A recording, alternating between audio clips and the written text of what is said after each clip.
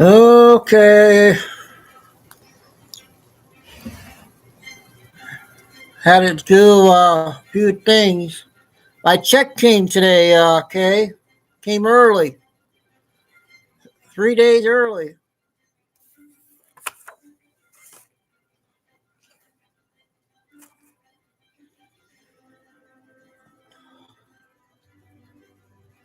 So, we got a or satisfaction. Sounds good. Yep, we'll be here. Tim, Lucy. Time did you get home last night, Lucy? And and Chris. How about those Cowboys? Lions got them back.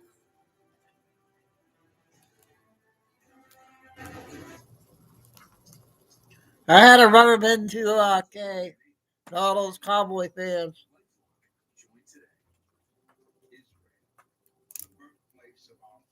because they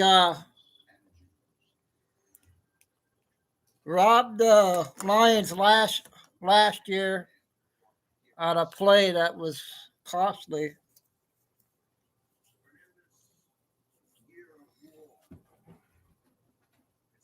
Well, they're not going to be able to make the playoffs, so whoever lost last night wasn't going to make the playoffs. So, uh, I was trying to get a clip on that. What Trump got this afternoon, that Medal of Honor, a gold medal for the Olympics. Oh, Chico.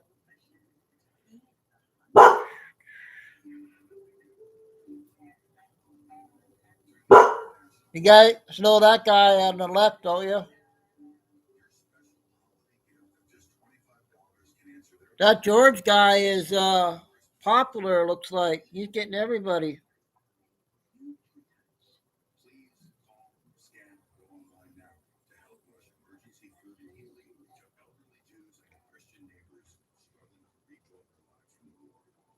Omar, Tim. All breaking the news.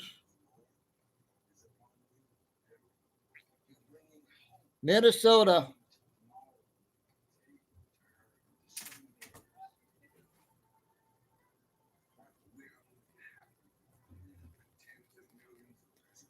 Okay, I'm going to send you something real quick.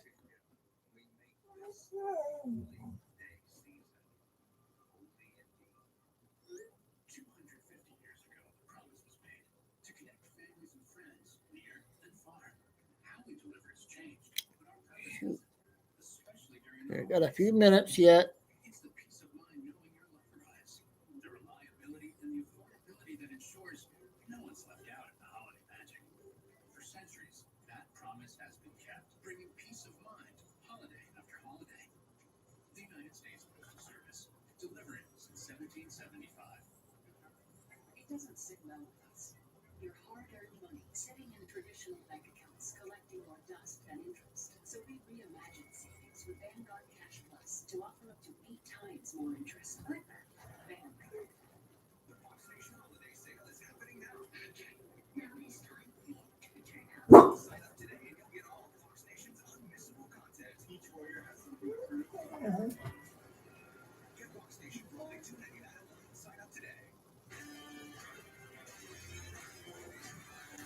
Okay, I'll get Chico in the window and we'll get started here.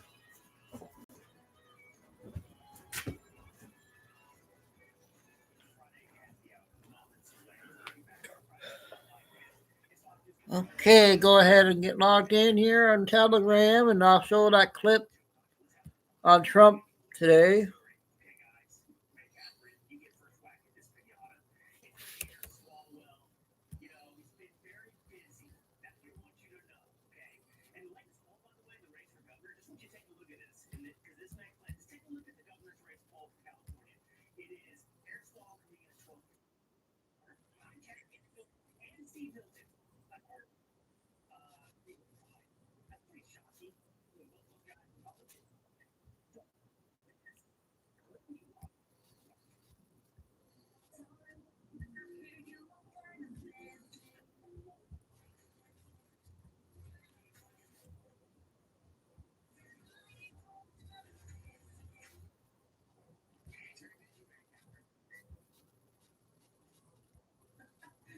Dang it.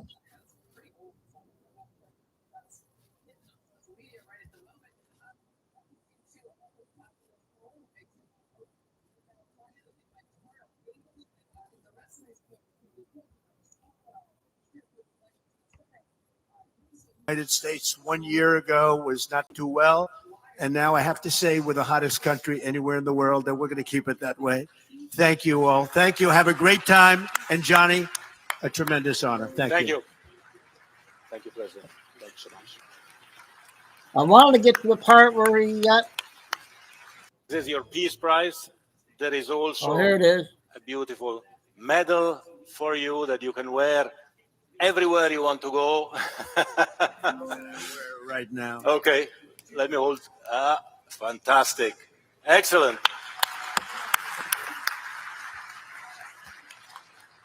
And you will receive also, of course, a certificate which reads out, and I would read it out with your permission, what are the reasons for you receiving this FIFA Peace Prize. Football unites the world.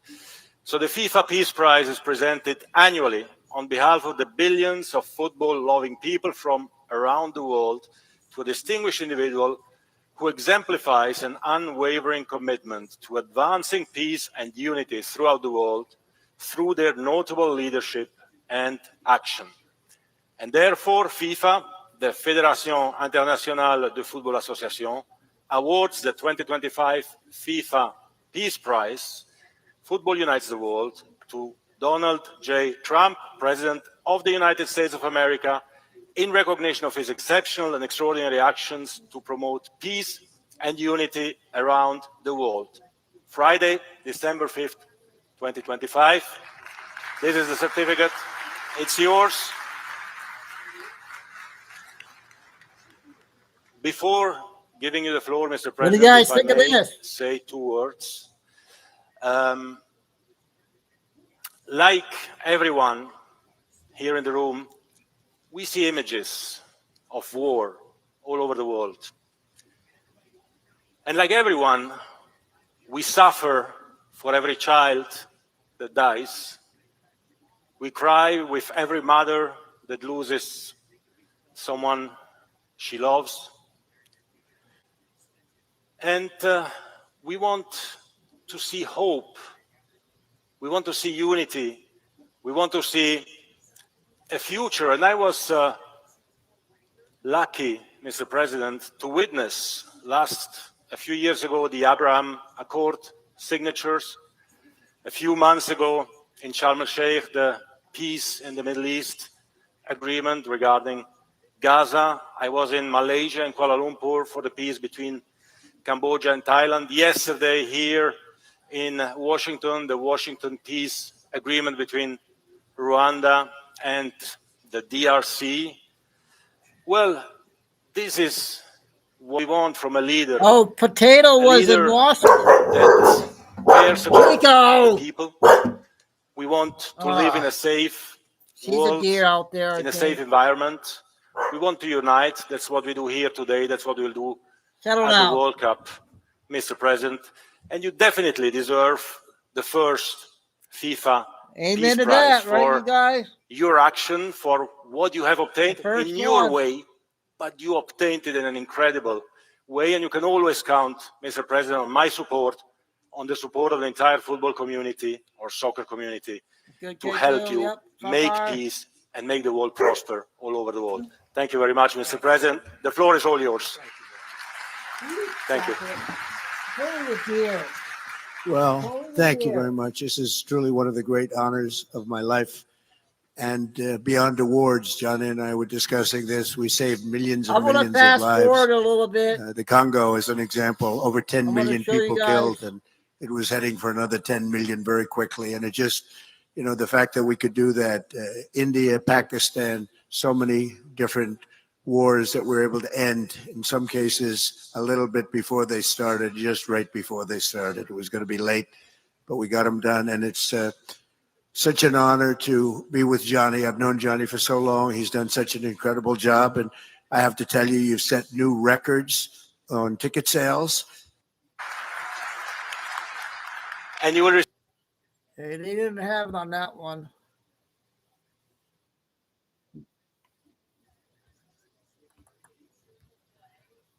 Yeah, they had another one.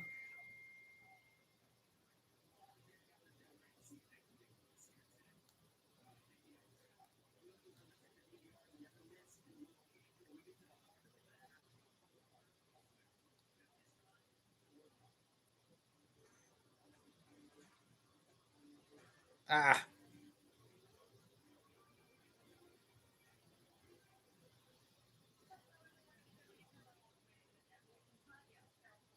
God, there's so much news coming out, you guys.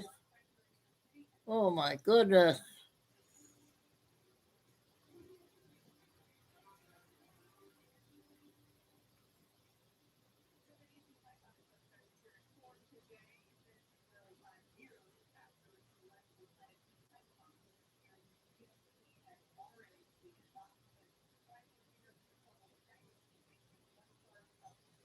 Ah.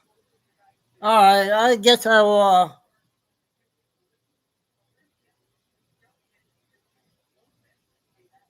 Oh, okay. I'm just gonna go on. You guys can catch the other stuff on YouTube.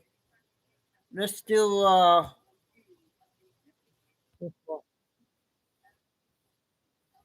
this one's 2 minutes. That are saying, well, you must not obey a president, the commander-in-chief's illegal orders, and not one of them can name an illegal order. The last few days, Sean, have been surreal. I mean, honestly. Many of my Democratic colleagues, some Republicans, they've been acting like Jack Nicholson in The Shining. I mean, they're just hysterical. They've clearly exceeded the limits of their meds. They're running around. They call the president a warmonger. They call the secretary of war a war criminal. They're speaking directly to our folks in the military, telling them to disobey orders. They're out of control. And what they're confusing two issues. First, legally, there's no question. You don't have to be Oliver Wendell Scalia to know this, that the president has the authority under the Constitution, Article 2, to use military force without congressional approval. I mean, he's the commander-in-chief. Every president has done it. Every president since World War II. I mean, President Truman dropped bombs on Japan. President Clinton bombed Serbia. President George H.W. Bush went into Panama. None of the Democrats said a word when we bombed Iran and took them out. So they're wrong on the law. Now, what on the other question, of course, is a moral issue. Should the president be doing this to narco terrorists, to drug dealers? And I think the president, we're here right now, Sean, he'd look in the eye and he would say, these people are killing our children. We know who they are. We know they're state sponsored. I've declared them to be foreign terrorists, which gives me the right to use military force. And that's what he is doing. And I think the American people will support him and will continue to. Okay, that was a good 2 minutes there on our favorite senator. I got two good ones coming up.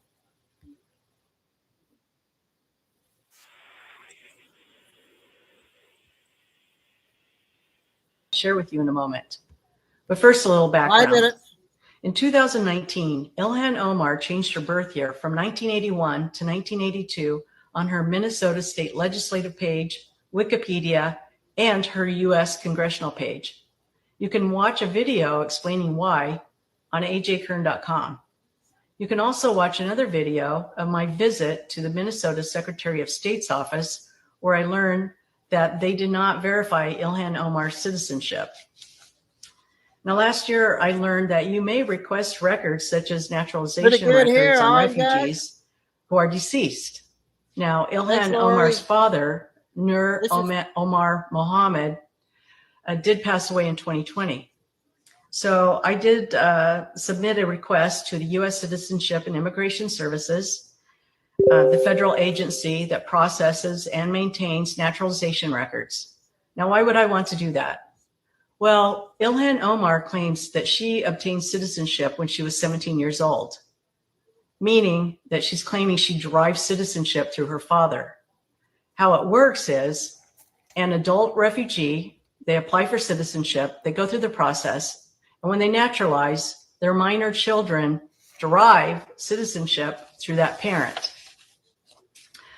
On the form that I sent, I included the name her father used when he lived in Somalia. I also included a news article with a photo of her with her father.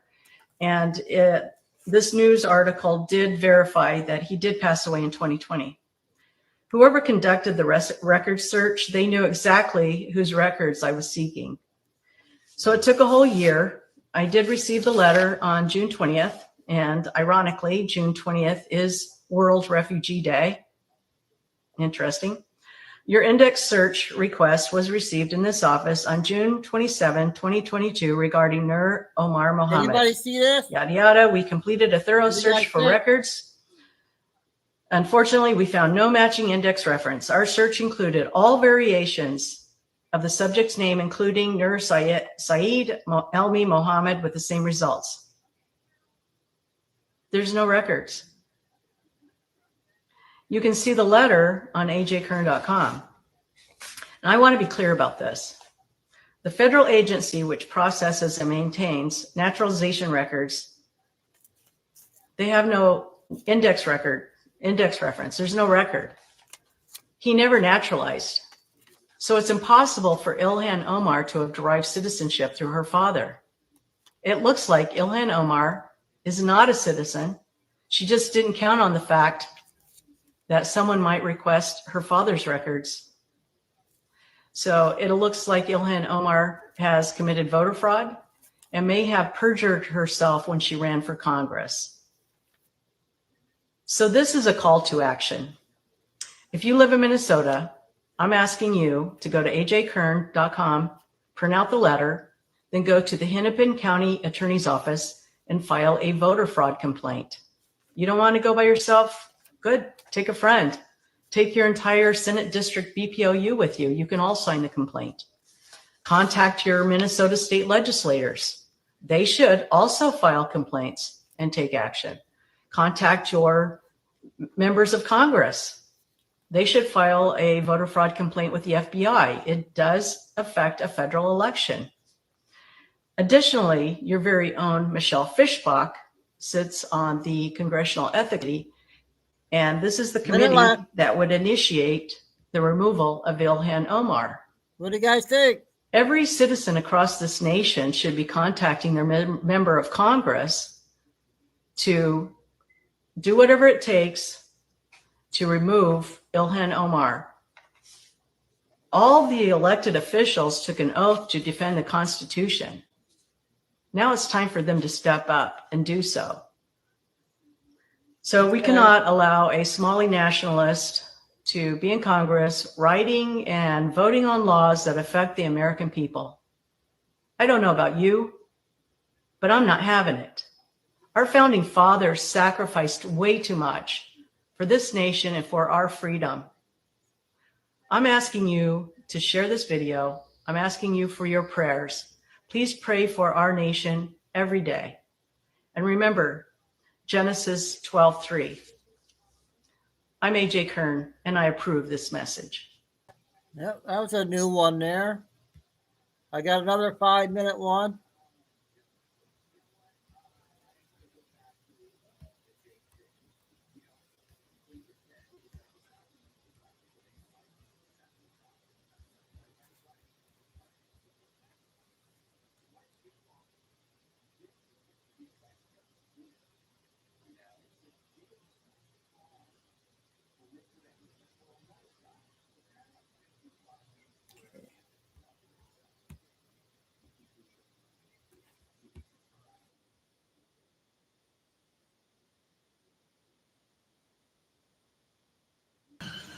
I worked in a major food production facility that supplies the United States and Canada with food. I watched as they brought Somalians in, and they began to urinate and defecate wherever they pleased within this food production facility plant. We had to put up signs explaining how to use the bathroom correctly, but yet it was never corrected. I seen as grown men wash their genitals within the sinks, made homemade bidets from the garbage in the break rooms, and then brought in a roach infestation to the plant. Once again, I will tell you this is a major food production facility and cannot shut down for anything. I did, however, have it shut down once for a lockdown due to one of them returning to the food processing facility with a knife. It's a real problem, and it's a major reason why I left Minnesota. I just want everyone to know that I hold no ill towards these people. I hope this is okay, guys. It's not their fault. They come from somewhere that has a private problem Is it and all is right? ran by tribes. There's no rule of law. How do you expect them to integrate within modern society is beyond me.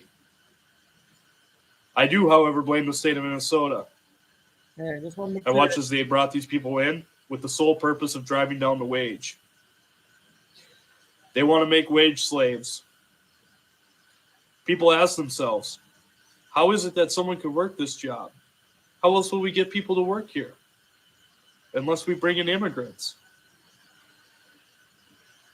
You're holding them hostage. You are bringing these people in and holding them hostage. They are nothing more than a modern slave. I've seen it myself. As these poor people come into this country and are treated so horribly in these jobs, or are forced to integrate into something that they don't understand, on the sole fact that they're trying to feed their family back home. It's a terrible thing. And it's truly sad to watch. As I said, I hold no ill will towards these people, and I understand why they did come to this country. I completely get it. I would also want to try to leave Somalia or Mexico or wherever else these people come from. But when they get here and are forced to do the slave labor of the entitled and rich who watch their lawn get pampered by them, or their food made by them, or even driven around by these people, it's wrong, and we all know it. And it's time to stand up and do something right about it. Is that sending everyone back? I honestly don't know. But we need to do something. It's a sad situation that the United States has put itself It's in Wade. How's it and going? is allowed to happen. 3 good videos I've been playing With the so rise far. of inflation, the problems will only get worse. Right now is the time to try to act either by raising the wages and allowing these people to integrate into society, or by sending them back. There's no in between. I don't know what else to say. I seen a country growing up that was rich, and I felt like I always had hope. Currently, I don't. This is larger than a Somalian issue and larger than what I've seen in food production. This is a true problem for America.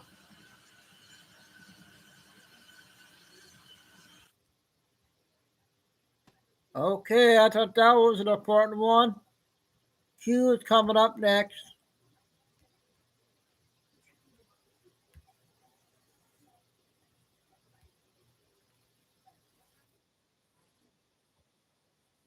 Four minutes. Heartless, but a little hardened, I guess. And so I don't know if this is one of those situations, but I started reading into the story and I got absolutely infuriated. So Stormy Daniels is now setting up her manager has now set up a Give, Send, Go or GoFundMe for her.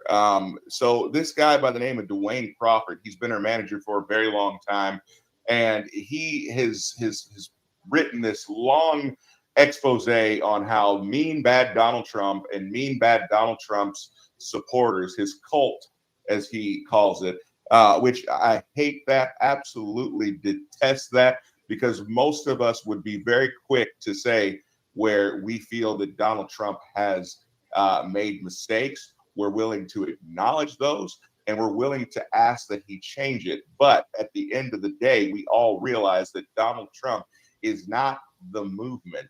Donald Trump is probably our greatest chance of getting this movement to stick, right? He is the spokesperson for this America First movement. They don't understand that. But if Donald Trump was not here, it would not change the fact that there is still a movement of people who want to see America put first. We want our country to be our first priority because it's where we live. It's where we are raising our children. But anyway, so this guy that is heading up this GoFundMe page, he tries to paint Stormy Daniels as being somewhat of a martyr because she has been dragged through the mud and used and abused by Donald Trump, and she owes Donald Trump $600,000. Well, lo and behold, after this whole thing, Donald Trump was actually kind of letting her live her best life. But then after she pulled this huge shenanigan with Alvin Bragg, he's like, okay, well, you owe me $600,000. I'm going to collect. Originally, she lost the lawsuit that she brought against Donald Trump. She owed Donald Trump $300,000 in legal fees, and then plus all of the interest and everything else. And this was years ago. And so he's trying to raise $1 million for her, not to help pay those legal fees, because she's already made it very clear that she is not going to pay Donald Trump one red cent. And so now Donald Trump is going back after her, and she's raised over $900,000. Donald Trump is saying, you know what, go ahead and pay me out of that. And now they're trying to paint Donald Trump as being somewhat of a monster because she just came into almost $1 million, and he's asking for the $600,000 that she owes him. Why is Donald Trump supposed to take any type of pity on her when she's done everything she can to try to ruin not only herself, but to influence an election and ruin the very nation that we live in? It goes that big in my mind. Now, guys, feel free to comment in the chat and let me know if I'm going about this all wrong. But then Donald Trump also set them off by his lawyers asking for not only in discovery the properties and the investments and the assets that she owns, but they're also asking for the assets that are in her daughter's name, which he says, oh, that's absolutely out of question. That's wrong. Well, we already know that when she was negotiating for book deals and when she wrote her book, all the money got paid in her daughter's name. When she was negotiating her reality TV show, all of that was going in her daughter's name as a means by which to circumvent the legal system. So of course he's going to ask for that. So the court said, no, you have to hand over that information about your daughter as well. And so they're trying to paint Trump into being some kind of a monster when all he's doing is saying, you know what, you owe me money. I'm out of a lot of money. You need to pay what you owe. She's saying, well, E. Jean Carroll, she's doing just fine. Well, you're not E. Jean Carroll. And as far as I'm concerned, that's going to get overturned too. So let me know what you guys think about this. But I think this woman is absolutely out of her gourd. Let me know what you guys think. Comment below, and I'll see you. Okay, I got another one.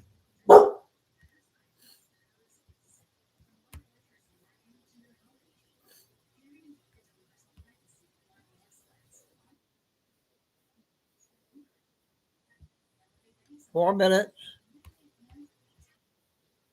Out of any doubt, if any of you guys were wondering, that Tim Scott is a traitor. Check out. 100%. There's nothing that can change my mind on this fact. He's proven it. And I've said time and time again, when people show you who they truly are, believe them. I've said it from the beginning. I am really apprehensive about bringing anybody in who has been in the current government as a senator, as a congressperson, anyone who's been in Washington working in that swamp. I'm sorry, I have trust issues with all of them. I told you how I feel about Stefanik. I told you guys how I feel about J.D. Vance. Not so much about J.D. Vance being a good person. I just don't want to lose that Senate seat. But other people, I feel like they've shown us. And one of my first litmus tests was, if you ran for president against Donald Trump this last time around, I feel like I don't know that Trump can really 100% trust you. Now, for those people who immediately decided they were going to throw their hat in the ring, and then who immediately decided, you know what, I see the writing on the wall, I'm going to put my support behind Donald Trump's presidency, I can forgive some of that. But Tim Scott, I have not trusted from the beginning. I feel like he has been soft. I feel like he has backed down way too many times. And we don't need that again. We saw what that looked like with the last vice president, who was absolutely spineless. And as far as I'm concerned, many of the issues that we are facing as a nation today go right back to Mike Pence and go right back to the Senate not having the guts to stand up to scrutiny. No matter what you do, the media is going to scream bloody murder. They're like children. They're going to do that. We must have adults that are going to say, you know what? Enough is enough. This is right. That's wrong. We're going to do the right thing. So Tim Scott was asked about whether or not he still supports his decision to certify the election in 2020, if he still supports Mike Pence. He said that he believes that the Constitution is clear. Now, first and foremost, that's a lie. The Constitution is clear, but the Constitution was correct in saying, or in giving Mike Pence the power to say, this has got to go back to the states. Each state needs to work this out. Come back to us when you have your act together and when you have done your due diligence. He had every right to do that. For Tim Scott, in order to avoid having a crap storm come down on him, when he doubles down and says Mike Pence did the right thing, that Mike Pence followed the Constitution, that's all I need to know. Once you have crossed that Rubicon, you can't unring that bell. There is no way you're going to convince me that this guy is actually going to, he might be a good guy, but he is not going to last. He is not going to stand by the stuff, because things are going to get very difficult. Donald Trump's next term is going to be earth-shattering. There are going to be some very difficult decisions that need to be made, and there needs to be adults surrounding Donald Trump, not people who are willing to buckle. J.D. Vance has been asked the same question. Every last one of these people have been asked the same question, and they've said they need to fix it, that things need to be done differently this time around. But the idea that you can look back on what this country has gone through over the last 4 years, and you can actually say that Mike Pence followed the Constitution, you're insane. Absolutely insane. And I can't trust you. Stay where you're at. If you can win your seat in South Carolina, good for you, Tim Scott, but you don't have the intestinal fortitude to serve in this administration. That's my thought. What are your thoughts? How many of you guys actually heard this conversation take place this weekend? How many of you guys didn't? I'd be curious to hear you guys' thoughts on it. That's my takeaway from the situation. But if you can look at what this country has gone through, and you can still stand flat-footed and say you believe that Mike Pence followed the Constitution, I don't trust you. Comment below. I respect your. Okay, the next one is Megan Kelly with Don Jr. 3 minutes.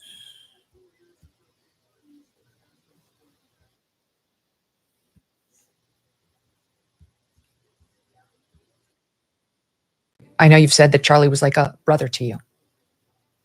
He was. I honestly have no words to describe it. I got the call yesterday and I was in shock. I mean, it's the third time I've got that call in a little over a year about, a close friend or loved one, almost being killed, because that was when we didn't actually know what was going on yet. And so obviously a lot of mix of emotions. Then we got a report that, hey, he's getting blood, it may be stable. Then 20 minutes later, we got the news that he didn't make it. And so it was a really rough day for someone who's been a very close friend, confidant, an incredible warrior for the things that we all believe in for a very long period of time. So it's been hard. Can you talk about the beginning of your relationship and how you got to know him? It's actually sort of funny. And you remember these days because I was doing your show back on Fox News at the time, and a lot of a bad couple friends came up to me and said, "Hey, you got to meet this guy. He knows so much about politics. He wants to help out." And I'm like, "Okay, give me some more information," because at the time we didn't know anything. We didn't know what was going on. We had no idea about politics. I didn't know what a caucus was when we got to Iowa. It was we were clueless. And they're like, "Okay, well, he's 20 years old," and I was like, "Just stop." Just stop. Like I go, if I need another person that doesn't know what's going on, like I can just go to the room next door. Like there is no shortage. There's no shortage of people who don't know what the hell's going on right now working on this thing. We just had a good message. We had people that could speak. They were like, no, trust me on this one. They're good friends. So I took the meeting reluctantly, and I sat down with Charlie Kirk for the first time. This must have been, I guess, end of 15. And in 5 minutes, I was like, oh my God, this kid's brilliant. I mean, this kid himself could be president one day. I saw a talent, perhaps, that's maybe my neck in politics, whether it was Charlie or JD or a couple of the others. There's like, wait a second, I saw something there, and I was like, just congratulations, you're on my team. I think Turning Point had a $1 million operating budget that year, and in the decade since, I mean, pushing 200 million. The guy was just incredible, and from that day, I mean, he literally for the rest of the 16 campaign was basically, with me every day, fundraising, speaking, getting coffee. It didn't matter. There was no task that was beneath him. There was nothing there. He was just an incredible guy and a true warrior. And to watch how he's matured and had matured, even since then, is nothing short of astounding. The amount of growth that he had over the next 9 years was just exponential. I mean, I can't think of anybody else who matched it in terms of their influence, their success, his growth as a man, as an orator, as a compelling public figure whose opinion mattered at all levels. At all levels, he had the president of the United States listening to him, down to my 14-year-old daughter. I mean, there's just not many people who can say that. Why, Don? What was it about him? You know what? He could just relate to people. He could take complex things and explain them simply. He did so kindly as well. I mean, even his biggest detractors, I mean, on a daily basis, Charlie Kirk gave them a platform to debate these ideas. He gave them his platform that he actually worked for and created. He let them speak, and he calmly, he'd push back with ideas, with words. And, I say, when they talk about him being a threat, and you have all these, left-wing radical funded NGOs labeling him, domestic terrorist and these sorts of things. He wasn't a threat. Charlie was the kindest person I probably knew. I mean, Charlie was certainly the calmest, in many. Okay, that was a good interview, I thought. Another short clip.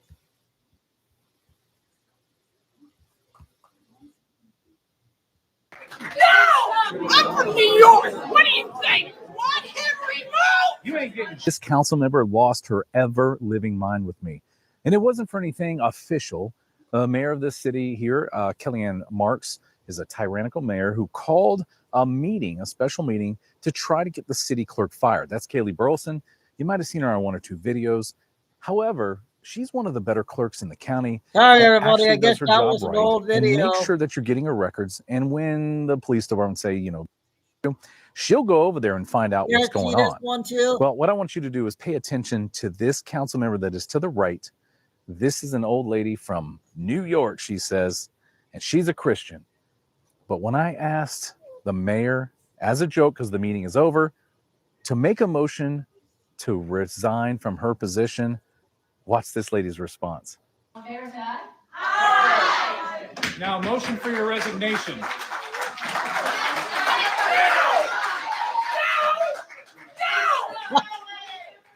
Who are you yelling at like that? Chico. No. There's the door for you too. Don't bring your attitude from me. I got my freedom of speech. You can shut the is what you can do. So can I. So you can shut talk to people like that. I'm sorry, what?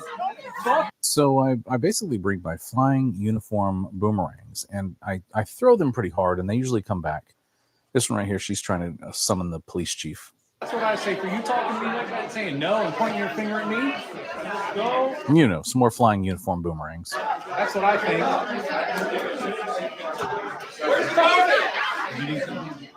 needs to be taken out of here. He's cursing. Cursing? Yep, more of those flying uniform boomerangs. There's a couple thrown over there. That one's getting one. Chico. There's another one. You go lay down. Another one over there. Now the city manager's coming in and saying, hey, you know, leave it alone. He gets a flying boomerang. This one over here. Still getting some more. I want him removed. You ain't getting shit. Meeting's over. You want to remove me, Lord? You don't want to remove me? I don't know if she can talk. She shook her finger at me and said, no, no, no, pointing her finger at me.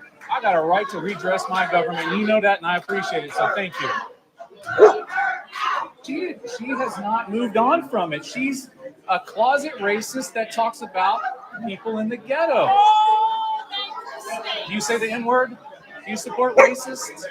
I'm from New York. What do you think? Yes, then. I guess so, right? You don't let me speculate because I can't speculate. Now, Councilman Darms, I wasn't talking to you when I said that. And when you shook your finger at me, you lost it because it said, let's make a motion to vote her out. That's me being freedom of speech. You should have just kept your mouth quiet. I didn't know who you were until that moment.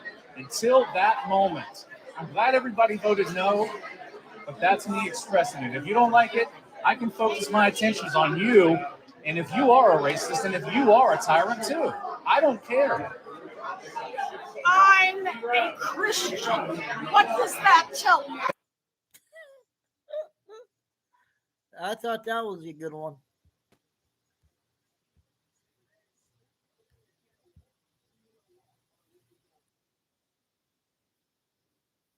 Nine minutes. I'm not sure if we play this one. Okay. All kinds of things she has to worry about right now.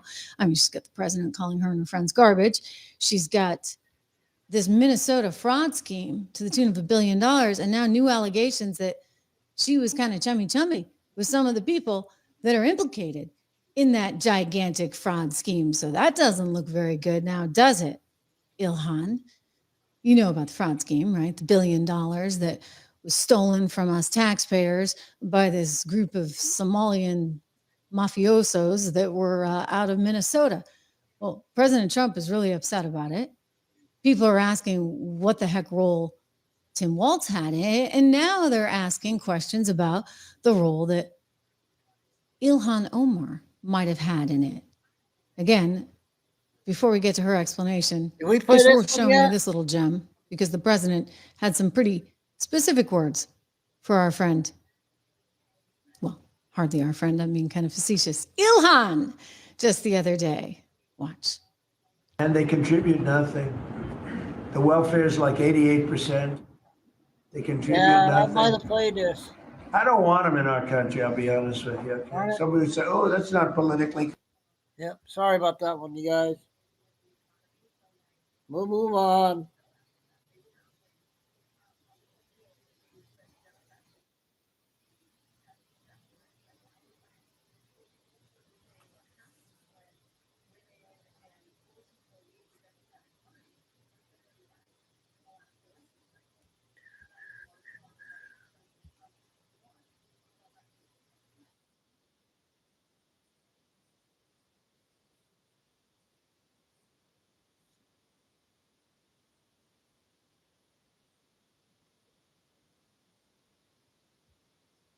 Millions of dollars are living in neighborhoods just like this. Some fraudsters are still benefiting from their crimes even after being charged and convicted. How is that possible? From this 5-bed, 4.5-bath in Washington County to $1 million house in Plymouth, complete with an indoor basketball court. My name is Eric Rasmussen. I'm a reporter with KSTP. Do you know if the government is trying to take this house? We had to see these properties they're for living ourselves. large. Each house owned by people convicted of fraud. This was a big connected fraud. to feeding our future. $250 million meant to help kids in need. But long after prosecutors filed paperwork to seize properties purchased with stolen taxpayer dollars, neighbors told 5 Investigates that still has not happened. Take former Safari restaurant owner Salim Saeed. 5 guilty verdicts now. A jury convicted him and Feeding Our Future founder Amy Bach nearly 9 months ago. But we found Saeed and his wife are still the official owners of this $1.1 million house in Plymouth. Great. Fraud money funded their $952,000 down payment in 2021. And county records show they racked up more than $50,000 in delinquent property taxes since then. They're fraudsters. Why would they pay their taxes? To the note I left, but a week later we did see someone leaving in a news Cadillac. is taking Prosecutors out the house. say they have to wait for Salim Saeed to be sentenced before they can take the property. Oh, really? But that doesn't explain this one. Records show the owner of this house in Willerny is Jonathan Ross, the husband of Sharon Ross. We want to keep that program going. The former director of House of Refuge Twin Cities was sentenced to prison in February for her role in the Feeding Our Future fraud. That should have cleared the way for the government to take the property. But we found a car registered to Ross's husband still sitting in the driveway. Is it abandoned? We are also asking about this house in Burnsville. Everyone looks like they're getting away with it. Are these people being protected by officials in Minnesota who also may have benefited from this fraud? Owned by former Feeding Our Future employee Abdikerm Idle. Do you know Mr. Idle? Right before being named in the first indictments in wasn't even the 2022, owner. Amy Bach's right-hand man fled the country. Do you know where he is? That's the voice of Idle's ex-wife, according to a second person who spoke to me from behind the front door. Did they still live there?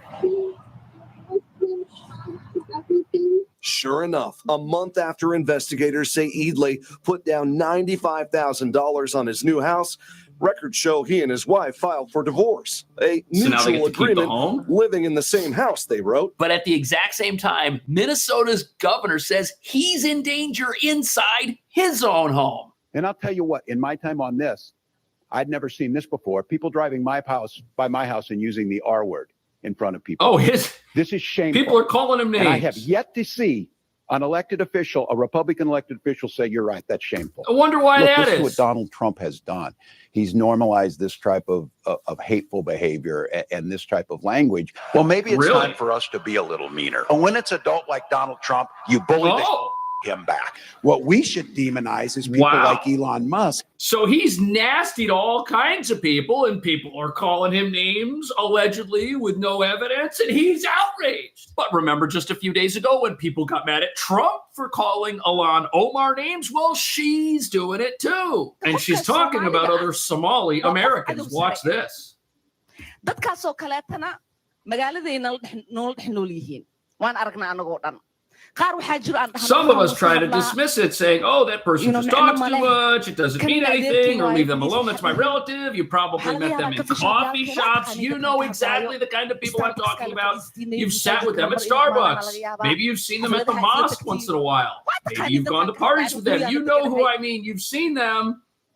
waa aragtiin dadkaas iska qabta So she says that there are people in her community that do not improve it at all. And look at her face. She means it. She really wants to do what she's saying here. But when Trump says it, oh, he's so terrible. This is unprecedented. This is an attack on an entire community.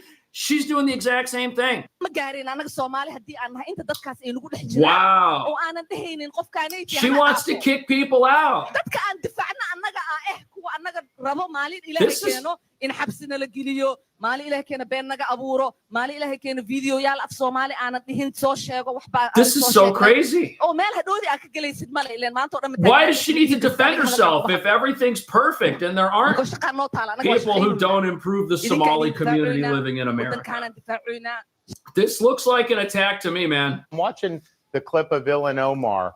You know, this is somebody that fled this, terrible country, no rights, and then she comes to the United States and uses our freedoms to try to make us more like the country she fled.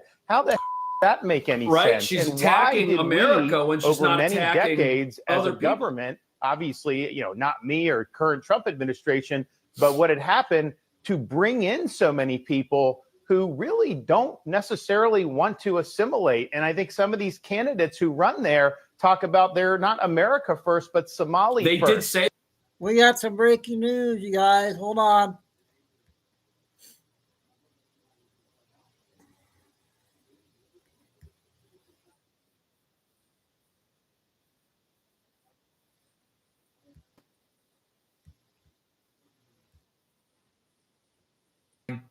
in progress. We'll have to wait and see key details, but they definitely have the crime scene set up here. And scanner. Let me get the scanner up. Get the scanner up here. I'm just gonna put it on. Wait for the commercials. I'm gonna put the Broadcastify scanner up, find out more. But then we got a massive police presence, and they're looking for someone that shot a police officer here. We got schools on lockdown and all that craziness. School lockdown. We got an armed shooter out there on the loose. And the craziness continues near Pizza World. I guess it's like their local Pizza Hut.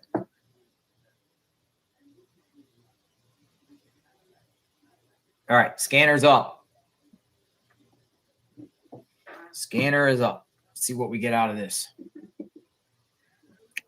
Got it in here. Got it by pretty close to the microphone. Scanner's up. So if we hear anything, we'll hear anything out of this.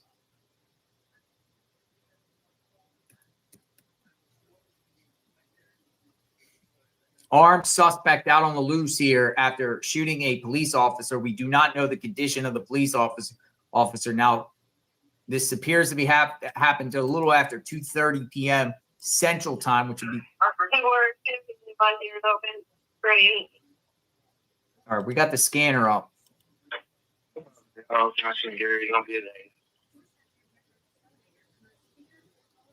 More crazies and psychos out there shooting police.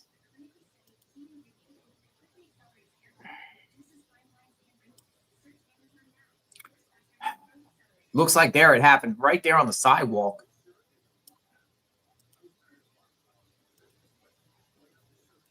Yeah, we'll come back. The attack on law enforcement needs to stop, folks. Almost every day now. Yep, every day.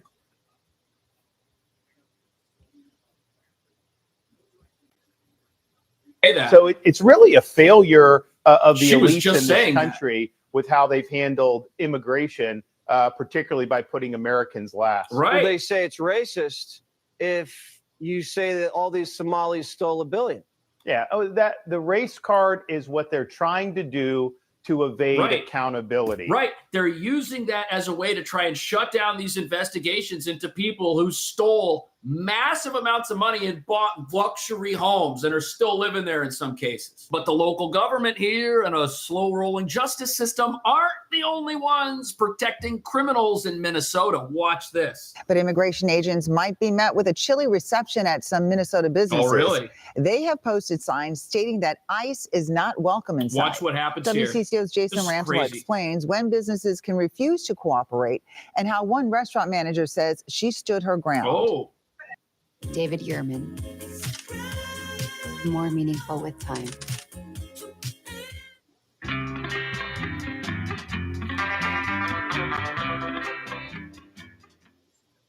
Look at this. They said to me, we're from the Department of Homeland Security. Ola Arepa in Minneapolis was heading into dinner rush Wednesday night when two plainclothed individuals entered the restaurant.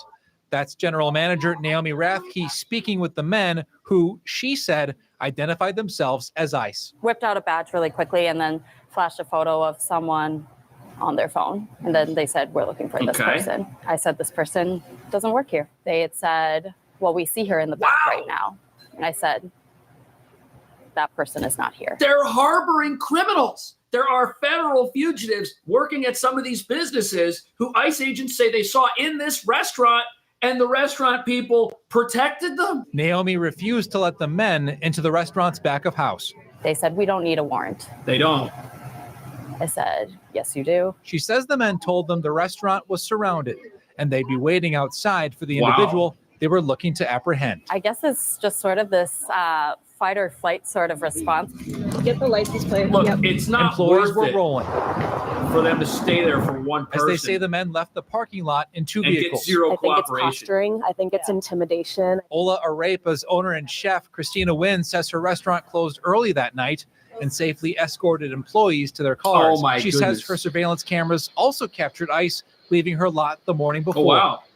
The National Immigration Law Center says ICE needs a judicial warrant to enter a private area of a business. An administrative warrant does not allow agents to enter private areas without your permission. But they can enter areas that are generally accessible. Like if a business has its front door open, they can go in there. The kitchen area is technically private. That's why they, I guess, asked for permission. There's debate over this because if a fugitive is seen fleeing into a private area, they're allowed to pursue that person and they don't need a warrant. But the most maddening thing about this story is what we're learning of the devious schemes people were using to pull money out of the welfare agencies that are supposed to be helping. Hey, we're They halfway. had three very elaborate schemes. Elaborate schemes. The first scheme was centered on supposedly feeding hungry children in the Somali community. And they threatened the government. A group, a nonprofit run by some people with Somali ancestry. The name of the nonprofit was called Feeding Our Future. Feeding Our Future. Yeah, feeding themselves. Feeding Our Future went to the welfare authorities in the state of Minnesota, which of course was administering federal taxpayer money, and they said, "Look, feeding our children said, feeding our future said, we want to feed hungry children in the Somali community." And the welfare people in state government in Minnesota gave them the money to do that. It started out very small. That's how all fraud starts. But the idea was that Feeding the Future, the Somali nonprofit organization, would take this federal taxpayer money, American taxpayer money, and go to businesses, most of which were Somali businesses. Spend it there. In the Somali community and set up feeding sites where they supposedly would take children to get a hot meal. On paper, it sounded great. It didn't actually happen. As I say, it started out very, very small. There were restaurants that said they fed 18,000 people a month and were like the size of the room I'm in. It got bigger and bigger and bigger. And more businesses in the Somali community signed up to be feeding sites. Yeah, and some of them were so small. Feeding Our Future, the Somali nonprofit, kept going back to the Social Services Department in Minnesota saying, we need more money, we need more money. What a grift. And at the height of the fraud, they were spending about $100 million. That's crazy. A year. Not over the lifetime of the program, $100 million a year. That's insane. There's just one problem. There were no hungry children. Right. There were hungry children. They just weren't getting any of the money.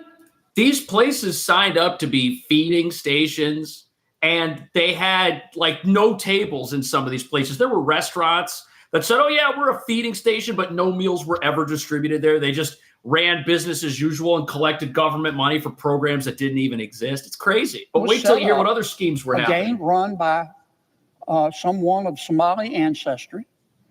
And this nonprofit went to a bunch of providers who supposedly were going to provide housing. Great. We love housing. And they housing told and food. The welfare authorities in Minnesota that they needed millions of dollars to house people who were homeless. Right. And once again, the program started out small. When they started it in 2020, these crooks started it in 2020. These crooks, thank you. They said, we only need $2.6 million. Only. But then in 2021, they said we need $21 million. 1 year later, 10 times the money. In the following years, they said we need $42 million. The next they year, just kept pulling. Then $74 million. $74 million. To feed, or rather to house the homeless. To house the homeless. Then $104 million a year. Not the total. A year. Scheme. A year. There's just one problem. None of the money was going for housing. I mean, you've got every nonprofit grifter in America watching this happen and saying, gee, they're all taking notes. They're all watching this. They're all taking notes. They're all trying to figure out how they could replicate these schemes in other sanctuary areas of the country. And you know something? After this, we're going to find out there's all kinds of fraud plundering the U.S. taxpayer all across this land. None of the money was going to help people who were homeless. These providers and this nonprofit. Where are the checks and balances? Just put the money in their pocket. Yeah, and bought houses and stuff. This is crazy. But there's more. There's more. Oh, there's more. They came up with a third scheme. Well, what's this one? Tell me about this one. This one is. This one makes you want to throw up in a potted plant. This one's centered around autistic children. Oh yeah, I heard about this. Fake billing.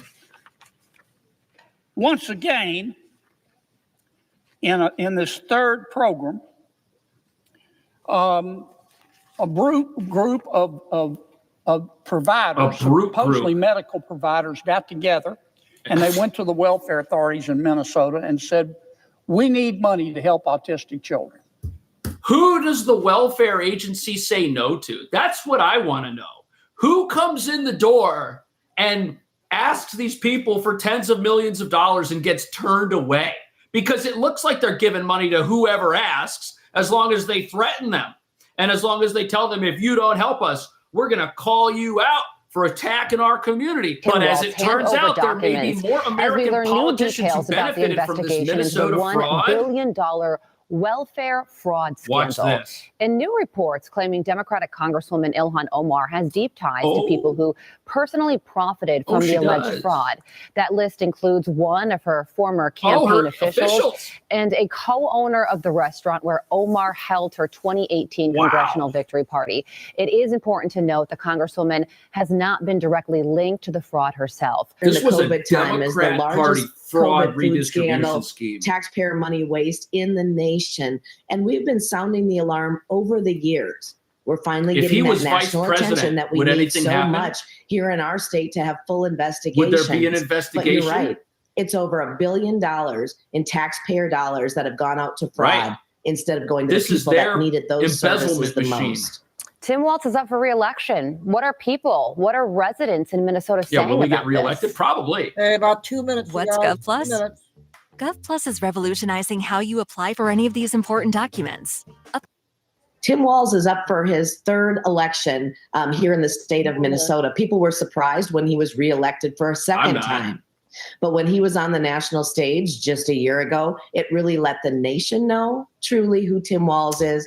Definitely Not a great guy. Minnesotans know his favorability is underwater right now. It's less than 50%. And it's mostly because he has not handled fraud and he's increased our taxes and fees and spent through a record surplus. So taxes went up for people living in America's most fraudulent state, so that money could be taken and given to people who buy luxury homes and send it out of the country. Unbelievable. He said this could be just the tip of the iceberg. Wow. It's probably it could happening in other push states north too. almost to $2 billion. $2 billion. Again, these are taxpayer dollars that have been stolen by fraudsters here in the state of Minnesota. Well, in 2020, according to the New York Times, the Minnesota Department of Education actually questioned Feeding Our Future, which is one of these fraudulent organizations, about all the requests that they were making. Mm-hmm. And the organization actually threatened the state agency and said that if you don't give us what we want, we're going to sue you, accuse you of racism. And I don't think we really want that kind of. There it is again. That has been used to justify theft.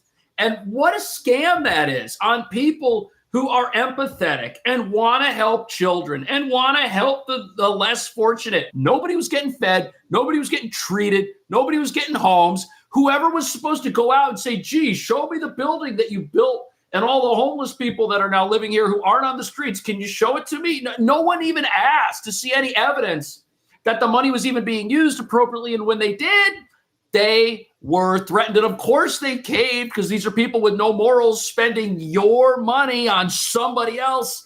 They don't care, but I care. Do you? Are you happy you voted the way you did in the last election? Did America dodge a big one here by not having a fraudulent governor sitting in the White House calling the shots? Let me know. See you in the next video. My energy bill dropped. Hey, cash for today. I got Australia won 3 minutes. I don't know where JJ's at. We'll get some short videos now. And then I got about 3 mini videos.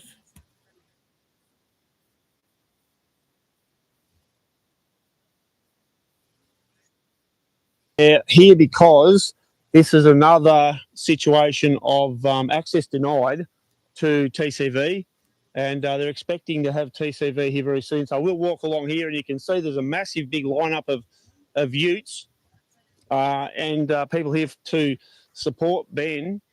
So we'll just walk along here and give people an idea of how many people are here. So as you can see, we've got the whole setup here. Got the Starlink on the go. Got the power box here, making that work. Doing some video and also commentary. So yeah, we've punched it across this morning from Shepparton. So we had an appointment in Shepparton this morning.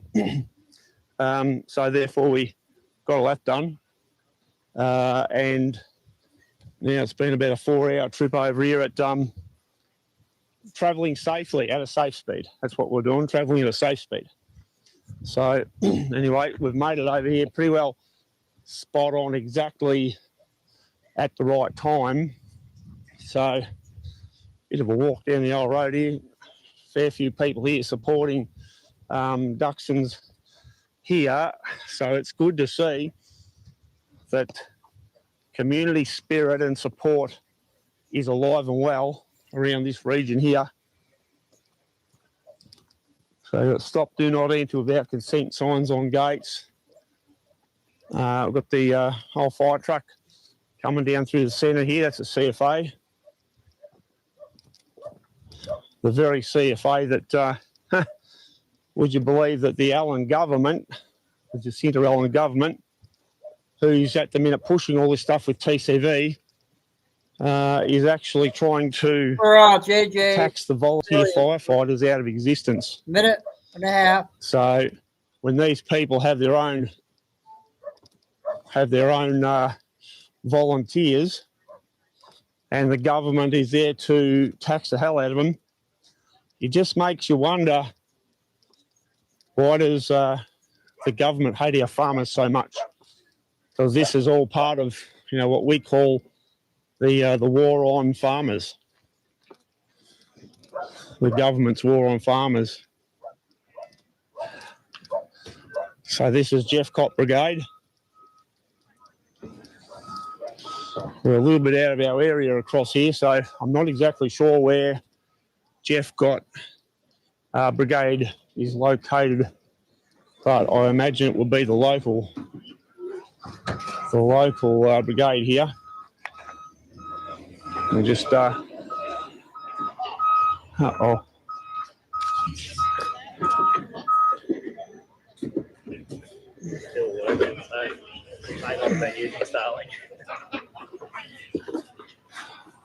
well, let's just get across here come through here quickly without getting run over.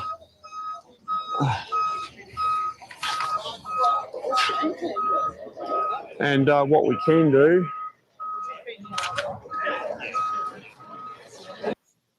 okay, that's for JJ. Got one out for her. Go back to our short clips.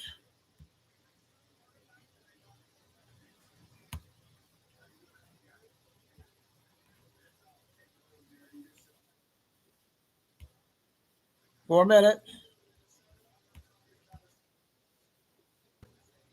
Let's go after the drug lords where they live. With an international strike force, there must be no safe haven for these narco terrorists, and they must know it. Wow, 1989 Biden sounds dangerously close to Trump. See, if Biden dropped that line today, Maddow would be calling it democracy's finest moment, and Trump would still somehow be blamed for the font it was written in. Maddow, though, later, she said we should follow the drugs to the source and just handle it there. So what does that look like, Rachel? Boots on the ground or bomb Venezuela? Either way, hell just froze over because for the first time ever, Rachel Maddow and Donald Trump are accidentally on the same page. Very soon, we're going to start doing it on land too, because we know every route, we know every house, we know where they manufacture this crap, we know where they put it all together. So now Trump, Maddow, and AutoPen are all on the same page. What a time to be alive. And ABC News just shockingly climbed on board too. They admitted the narco-terrorist drug boat was properly handled when it was double-tapped and blown to smithereens. Tonight, new information. According to a source familiar with the incident, the two survivors climbed back onto the boat after the initial strike. They were believed to be potentially in communication with others and salvaging some of the drugs. Because of that, it was determined they were still in the fight and valid targets. A JAG officer was also giving legal advice. So the Washington Post lied, and Pete Hegseth was telling the truth. Who would have thought? Well, the left's rule of warfare, it appears to be you can't drop 2 bombs on terrorists, only one, unless it's a wedding. Because everybody suddenly forgot that under Obama, and even Bush too, wedding parties were accidentally bombed and innocent civilians were killed. Back then, they called it tragic collateral damage. Now it's Trump is literally Hitler with drones. But to be fair, back then, it still wasn't fashionable to side with cartel foot soldiers, riot mobs torching cities, men stealing trophies from women in sports, or criminals ferrying poison into American communities. Fast forward to now, and in the middle of all of this insanity, the media bent over backwards to push the lie that Pete Hegseth ordered his team to kill them all. Well, guess what? After today's hearing on Capitol Hill, even CNN was forced to correct the record. Secretary Hegseth has said that he did not order this second strike, but that he supports Admiral Bradley. Are we hearing anything else from lawmakers about what Admiral Bradley said in regards to Hegseth's role in all of this? Well, that was a question that was asked of Congressman Jim Himes when he came out of this briefing. He was specifically asked what Hegseth's role was. And one thing that Himes noted was that Hegseth did not say to kill them all. That was some reporting that had been out there. So once again, the media face plants on a national scale. And on a lighter note, Katie Miller, Stephen Miller's wife, she sat down with Pete Hegseth on her podcast, and suddenly the Secretary of Defense is spilling all kinds of classified level personal intel. Apparently, you ready for this? Stephen Miller is a terrible babysitter. Who would you trust to babysit your kids? Not your husband or Marco. I would trust the vice president. I mean, I've known Sean Duffy for years. I would trust him. I would He would trust just call one of his kids. Brooke Yeah. Rollins or Pam. Tulsi's incredible. Did he just say anybody could watch my kids except Miller? Well, I think in fairness, he's worried that if I babysat his kids, they'd come back after a couple hours and they would say, "Daddy, why don't you send the military into Minnesota to help us with the Somali refugees?" So, Miller, you constantly, you're trouble. I bet people are just trying to contain you at the White House. Don't let Miller off the leash. I'll tell you this, we've achieved everything we have as a country. And somehow, over 250 years, we've gotten where we are today. And we've done it all without the help of Somali refugees, which is really a testament. It's a testament to our skill as Americans. Offended or not, he's not wrong. I mean, America has built a strong, prosperous nation without relying on fraud. And Ilhan Omar, she knows it's only a matter of time before the truth catches up with her. And let me tell you, I have never seen her look this uncomfortable. Okay, that was part 3. We got part 1.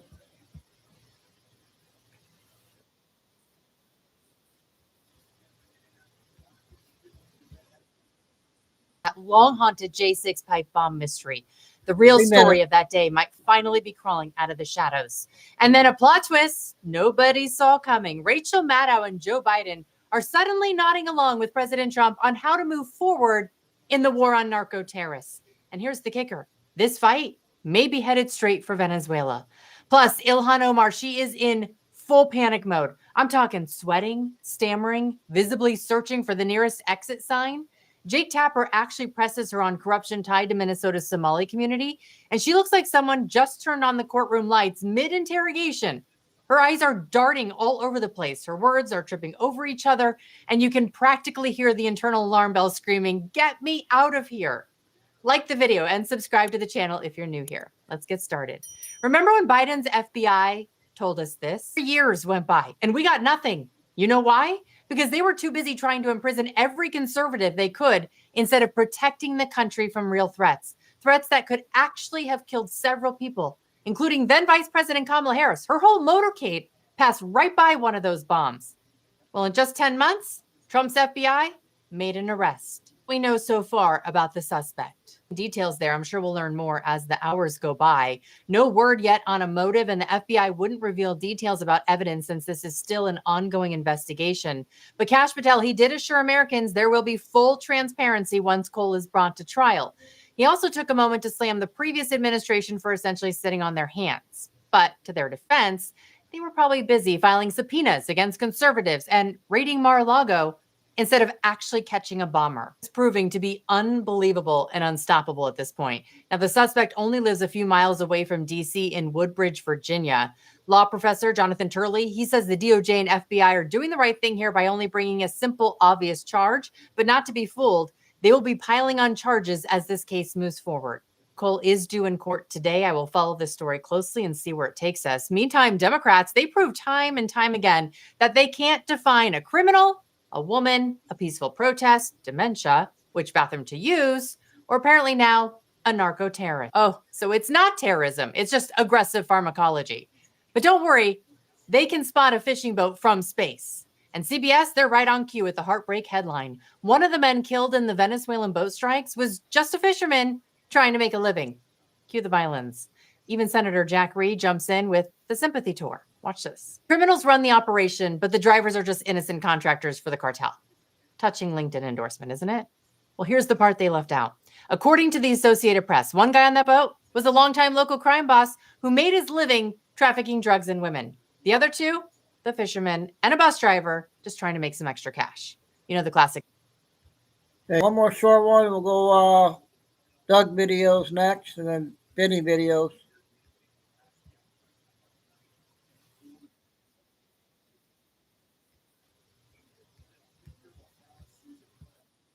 Touching LinkedIn endorsement, isn't it? Well, here's the part they left out. According to the Associated Press, one guy on that boat was a longtime local crime boss who made his living trafficking drugs and women. The other two, the fisherman and a bus driver, just trying to make some extra cash. You know, the classic side hustle, human trafficking and fentanyl. To say he was just a fisherman trying to make a living, that's not a defense when your boat is hauling fentanyl. That's like saying, yeah, he drove the getaway car, but he's a really nice bus driver during the week. Congratulations, you're still part of the crime.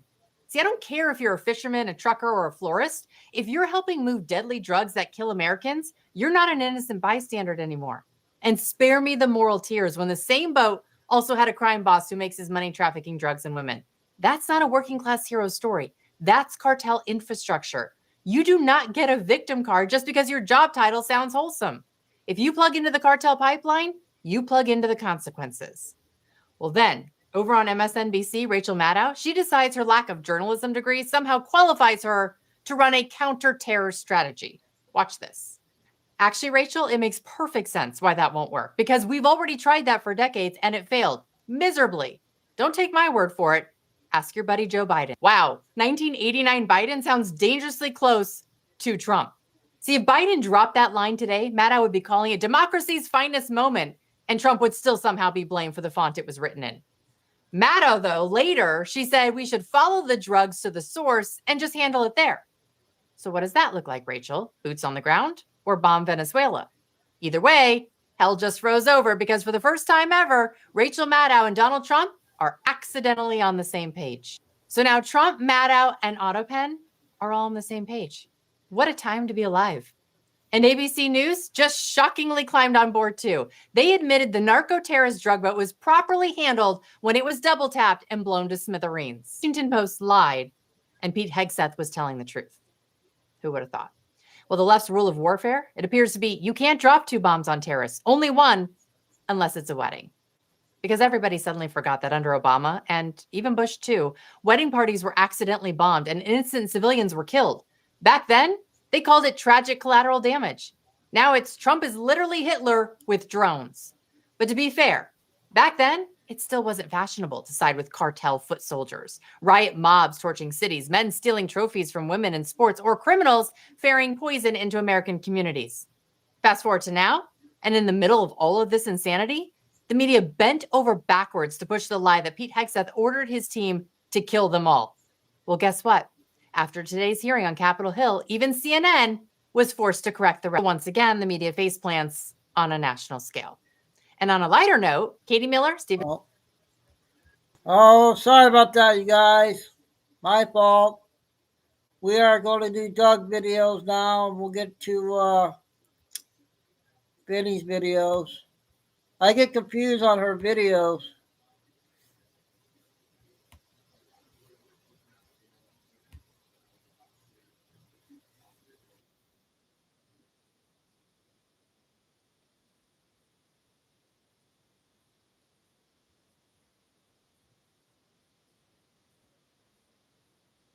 I liked hearing from John Kennedy, which will be toward the end of this clip, second half of this clip, to kind of put Ilhan Omar and Tim Walton, all of that in context. Well, now investigators are tracking the web of fraud to other Minnesota Democrats, such as Congresswoman Ilhan Omar. Many of the suspects linked to the scheme live in her district, including a restaurant owner who hosted events for her.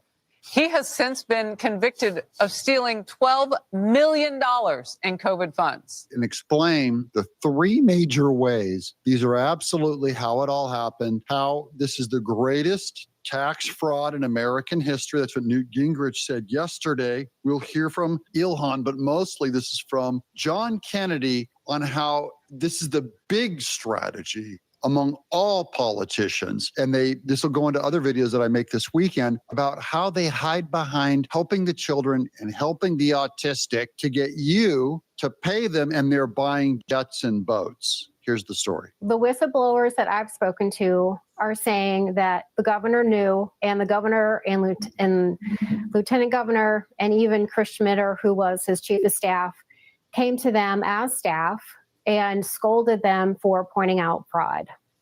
Minnesota Congresswoman Ilhan Omar told CNN this week she believes the fraud spiraled out of control because COVID programs were rolled out without sufficient guardrails. Okay, that excuse doesn't work because the previous lady just said that they were scolded if they brought out fraud. And now Ilhan Omar's trying to hide behind the COVID rollout was what caused it all. It's also worth noting the owner of the restaurant where Omar held her 2018 victory party is among those from the Somali community who have been convicted of profiting from the schemes. Okay, the level so of fraud investigators are finding in she didn't mention that part. Ilhan Omar, our gal, that the restaurant where she had her 2018 victory party are one of the major benefactors of this fraud. All right, this news just breaking moments ago. Fox News has obtained photos of one of the Somali illegal immigrants wrapped up in the Minnesota fraud scandal, posing with several high-profile Minnesota Democrats, including Congresswoman Ilhan Omar and Governor Tim Walz. The man pictured is Abdul Dahir Ibrahim. He entered the country in 2000 and has had an order for removal since 2004. He also has a prior conviction in Canada for asylum and welfare fraud. Ripping people off for millions. She said nothing about it. She didn't care because they were hiding behind feeding the children. Here's Kennedy on the exact step-by-step of the exact three major ways that all this fraud happened. How it came about. The businesses, many of which were Somali owned. I think I don't have to play this one. We just saw this, didn't we? I'll go to a different one. Or do you guys want me to play it? Okay, what do you think?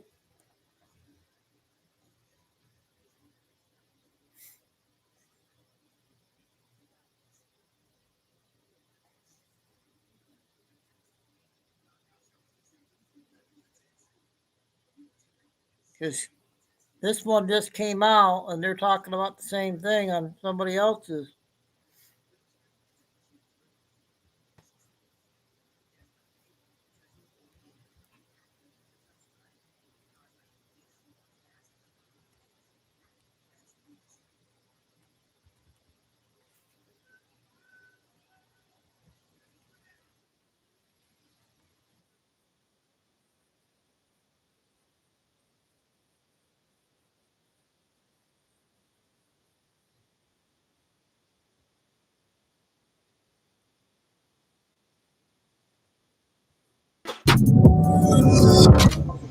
Look, Spenny, there is no such thing as multiculturalism. There is always going to be a dominant culture, and how that culture may be a culture of nihilistic, postmodernist, atheistic humiliation for the native peoples of, let's say, most European countries and the Americas and the Anglosphere, and that's what's happening right now.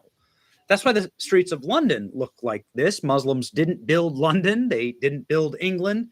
They didn't create the English Empire. They were often the enemies of the English Empire, and that's why the English Empire conquered so many Muslim lands, held them as, well, tributaries to the English crown. But this is the streets of London today. This is, of course, what it looks like to be a conquered people, to have Sharia law marches with thousands in hijabs, full head and body coverings, marching down the streets, to have your roads and traffic blocked with a bunch of asses in the air praying to Mecca. This isn't a Christian nation, obviously. This is what it looks like to be a conquered people, not the nation that won world wars, but the nation that lost them. It's the first time in human history, or that the conquered people just kind of laid down their arms and allowed the conquerors in. At least since ancient Rome, which really mirrors a lot of what's happening right now. And it's striking a bit of a conversation with people like Tucker Carlson, Elon Musk, about what's happening with whites inside of the Western world. Like, what's going on exactly? Because, of course, you would never see a scene like this in Beijing. You wouldn't see scenes like this in India. There are dominant cultures there. And, well, I mean, if you tried to do something like this in China, expect to find yourself inside of a labor camp. You know how that goes. It's a matter of fact. Check in on the Uyghurs. China knows how to project a dominant culture, and that those who deviate from that culture are part of, let's say, some other culture that is trying to exert dominance, that they'll be punished in the most severe and atomizing possible way. And that's just the only way that it works, actually. And so what's happening to Christendom, I guess, right? As you watch Tim Walz here humiliatingly replacing the Minnesota flag with a Somali flag. They redesigned the Minnesota flag to represent the will of Somalis. Minnesota was a peaceful, happy, tidy Lutheran enclave full of Scandinavians and Germans. It still kind of is by number. But just because there's 79,000 Somalis that have been airdropped onto Minneapolis that just stay in just a couple of Section 8 housing units in Minneapolis, they're just surrendering entirely to them. Literally getting down on their knees and just surrendering. And this is what conquest looks like. And, well, it's graphics like these that are getting a lot of attention on X. White people are on the verge of extinction. Global population of white people 100 years ago was 35%. 50 years ago, it was 20%. 25 years ago, it was 15%. And today, it's just 8%. White people are the minorities and must take their countries back. No more tolerance, no more suicidal empathy. White people be like, gotta help them minorities. 8% of the world in 2021 is whites on the verge of extinction. Well, there you go. A pretty rudimentary graphic there. Elon Musk responding, however, has a very interesting background in South Africa, where this literally did happen to white people. Oh, Benny, how could you say that? Don't you know it was an apartheid? There's more racist laws in the books against white people now in South Africa than there were against black people at the height of apartheid. So you tell me. If the current trends continue, whites will go from being a small minority of the world population to being virtually extinct. When the sawdust settles and the engine roars, the thing you care about is the job well done. But when you get... What is happening here? Okay, 10 minutes on this one. How could the share of white people on the population of the earth, what's going on here exactly? Well, It could be some funny math and some funny data, right? How could you, 100 years ago in the 1920s, how could they have properly tracked places that hadn't even really been, explored or discovered? There's no way to really know how many Chinese people or Indian people there were. I mean, I guess they're just rough estimates. So you could argue that maybe the numbers are a little skewed. But between now and then, you had a couple of great world wars that just decimated the cradle of Western civilization, which is Europe, or truly just like ran multiple countries down to ash and dust. And then you had Europe being run, half it being run by the Soviets, right? That had some, really heinous anti-family policies, right? And did not create the conditions for family flourishing, created the conditions for human misery inside, again, the cradle of Western civilization. And then, you have the inventions like birth control. And then you have legalization of abortion up to the point of birth. All manner of contraceptives. And then you preach to people for the last 100 years.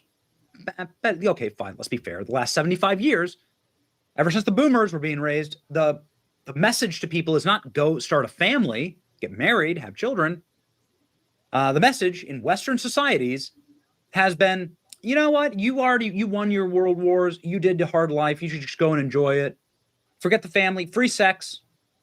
Doesn't ever have to be a cost to sex. Doesn't ever have to be a burden. You never have to have children. Children are lame. Just go, live out. You'll get a pension. You get a 401k. There's a lot of vacations to be taken. A lot of Viking cruises to be had. And nobody, there's entire generations. You can see the declining birth rate, obviously tracking perfectly with this. So when you mix in the birth control, abortion, and then a, meaningless life, let me just go get drunk again. It's like, I'm going to go to another Taylor Swift concert. As your biological clock is ticking, and then you hit the age of 30, and you're like, what? I'm a mess. I'm completely ran through. Nobody wants me, and my life is a nightmare. Addicted to every pill imaginable, and I'm not of a quality of a person that would ever be able to exist inside of a harmonious marriage because I don't even like myself. Anyway, that's my take on postmodernist culture. That, of course, it is a culture that is intended to atomize, and it has happened before. This happened in ancient Rome. Whatever you want to call the ancient Romans, technically Italians, right? Like, do you consider them white? Would they be part of this map? I can tell you the exact same thing happened there. Outsourcing of all the tough jobs. We've just conquered the whole world. We're going to bring in people. We're not even going to be able to staff our own army. We're just going to bring in a bunch of foreigners to fight our wars for us. Absolute decadence, crippling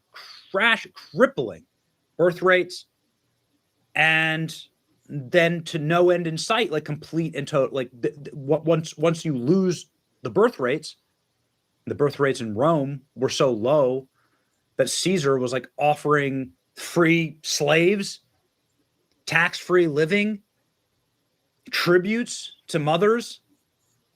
Doesn't work. Once you've gone past a certain ledge, it just doesn't work. There are a lot more counties where the death toll is higher than the birth toll here in America. That's a matter of fact. And so this isn't the case in Africa. It's not the case when it comes to fertility rates around the rest of the world. I'll show you that in just a second. Here's what Elon Musk is also saying. Small minority. Today, the white population in the world is 8%. 100 years ago, it was 36%. It's a small minority. Yeah, what's happened in the rest of the world? In 1900, the white population was 36%. Today, it is 8%. White people are rapidly diminishing minority of the global population. Elon Musk warns that white people are at serious risk of no longer just being called a minority. Now they could be exterminated. That's a matter of fact. So what's going on with the rest of the world? Well, I think that what happened in the rest of the world while we were slowly but surely atomizing our desire to go reproduce and also nuking entire generations of young men, in the Korean War, Vietnam War, nuking entire like families with civil wars and world wars that were fought by the vast majority, predominantly white people, with millions of them put into the grave in their youngest of ages, decimating the cradle of Western civilization. And then the same kind of like wars at scale were not affecting the rest of the globe. It just kept ticking on. But also the rest of the globe didn't get and still doesn't have any type of contraceptives, abortion, birth control. I mean, listen, I argue, I'm not arguing that those things are good. I'm simply arguing that they are something that is used in order to kill at least 80 million. That's the statistics that I've seen. 80 million would be American children killed by birth control. Well, that's a whole generation. That's a whole population. And so, what does the census say exactly? Census says that the vast majority of people still in the country here in America are white, but the second most popular ethnic group, let's see, black is the blue, American Indian, Asian, Hispanic, or Latino, you can see is the green. So you could see Hispanic or Latino. 2 or more races, non-Hispanic. Okay. Roku's self-serve ads platform. It's easier than ever with Ads Manager. Sign up today. So, you think you know what pressure is? When 1 millimeter is the difference between life or not life, we call that a Tuesday. That doesn't shock me. Couple minutes. What does shock me is this. Right here, global fertility rates dropped from 5, that's per woman, to 2 in 2021, barely hanging on. This wasn't that's for all women in the whole world. Video, huh, you guys? I mean, you have to be at 2.1 for replacement. So you see here where global fertility is extremely high. And where are they? Well, they're predominantly Muslim, African, Mideast countries. The red is, 1 or below 1. So you can see that there are, the vast majority of the Anglosphere, Europe, Russia, China, let's just call it the developed world is well below replacement. The blue countries, again, you want 2.1. The blue countries are the ones that are above replacement. So there you go. What were we talking about? And also I see a lot you can see right here, this is a stan, all these stans in here, Islam, Islam, multiple wives, child brides, huge families. This is something that is still, this is something that's very much preached as part of the way to continue the conquest of Islam. You have to keep having babies. You can see some of the, some of the Catholic South American countries here are keeping up. Okay, cool. But there it is. This explains all of it. So what is, and then the 4 and higher, you can't really find a country where it's 4 and higher outside of Africa here. And what does that have to do? Well, there is no decadence there. There is nothing. There's no birth control. There's no modern healthcare. So people are just sitting around having babies. That's what they have to do. So you can argue whether that's a problem or not. Don't check in with Bill Gates and what he thinks the solutions there are. I'll let him speak for that. You do your own research. So, ladies and gentlemen, that's it. Okay, that was an interesting one, huh, Ed? We got a couple 2-minute ones, and then I got a 10-minute lecture on Omar, or the other one.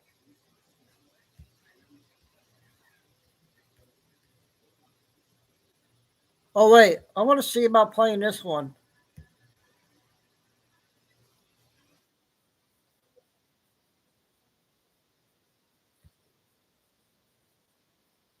about them. They're still in our schools. So I thought I'd give you the opportunity. I wanted to talk about the gross books that are in our schools. So I'm going to read a couple excerpts. One of them is Push. This book is at Orangewood High School. On page 127, it says, "My clit swell up. Think, Daddy. Daddy, still he sexed me up. He pumped my out in, and I come." Candy? Yes? Pause your time, please. This is in your school at Orangewood. I understand that. I just want to make you aware that, and that is fine when a parent checks out that book or a child checks out that book with their parents' approval. However, that's a family decision. There are students in this room, and I just want to make you aware. If you're going to proceed this way, fine. But I just want to make you aware that we do have students in this room. They're in high school, right? Yes. Okay, some are in Does middle. anyone want any kids in middle school want to step out? I'm not going to ask them to step out. They have every right to be here just as well. Okay. So you can I didn't know there were proceed. middle schoolers in this audience, so I apologize. It's not appropriate. But back when you interrupted Yes, my okay. speech last time for the word ASS, it's not appropriate for adults, but you guys think that this is appropriate for children. I think we all know that the garbage in our schools is not appropriate. Now, Dr. Broom has filled out 4 of those reviews. Those 8-step processes that you guys kept hiding behind, saying nothing will happen until you do the 8-step process. Well, he did it, and he took his time, and no one has done anything about it. You guys have pornography in our schools that you can't even bear listening to. We don't want to listen to it, and I don't even want to say it, but when I emailed it to you to read it, you won't read it because it's disgusting, and it should not be available for our high schoolers to read. Thank you. Thank you.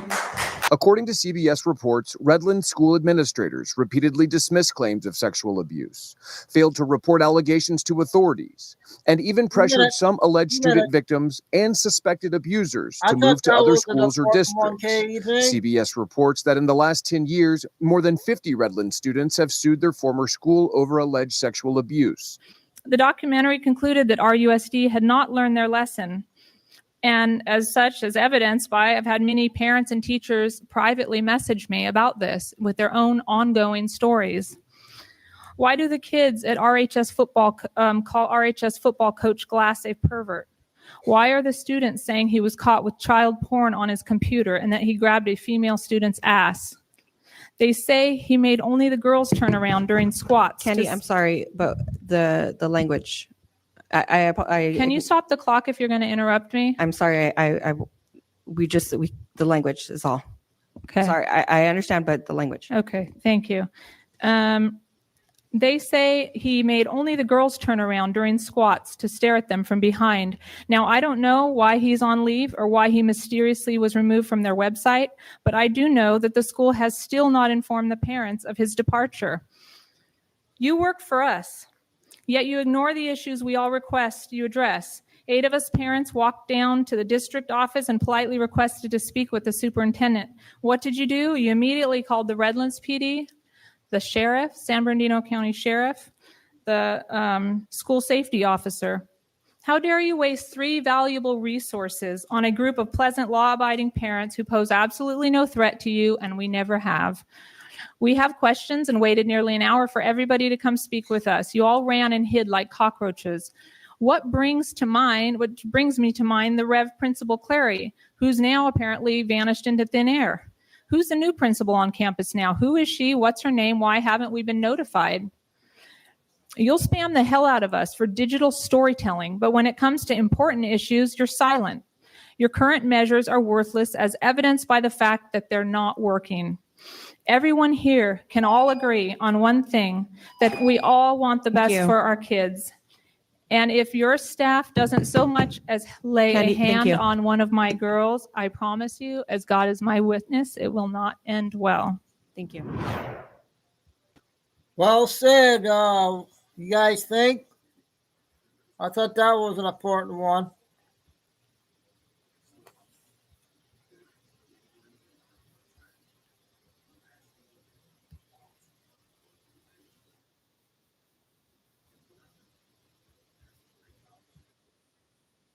Dog, why ever apologize for what I said yesterday in that video?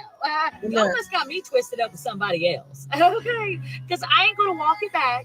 I ain't going to soften it up. I ain't going to clarify jack diddly squat. I We all stand do. 10 toes down behind every daggum syllable that came out of my mouth. Here, let me say it for you again. I bow to one God. That is the King of Kings, the Lord of Lords. Yahweh, the omnipotent one, the almighty. And honey child, if that offended you, well, good. To me, that means the message hit right where it needed to. Now that we got that out of the way, let's talk about the Poor Me Act that some of y'all are out here running. We have people in our country standing in our streets, yelling and screaming and chanting, "Death to America." And regardless if you want to be Helen Keller out here in these streets, like you don't see or hear this crap, they are threatening Americans. They are threatening Christians. They are threatening anyone who refuses to bow to their religion. And let me point this out to you. While they're doing all of this, they're still breathing. They're still living. They're still out here doing it all. Now let's reverse this whole situation for just half a second. Put a Christian in their countries doing the same thing. Maybe not as bold, but just openly practicing their faith. What happened? Gone, executed, beheaded, families wiped out, villages burned, churches torched. Look at Nigeria. Look across the Middle East. Christians are hunted down daily, not because they're violent, not because they're out there threatening anyone. They're just existing. So please forgive me if I don't shed one single daggum tear for people who storm into my country illegally and are out here screaming and chanting death to me and my people because we won't bend to their false god. So let me make this super crystal clear for you. I will never apologize for worshiping the one true God. I will never bow to a false God. I said what I said, and I meant every daggum word. Okay, that's one. I got another one. All right. Yeah, well.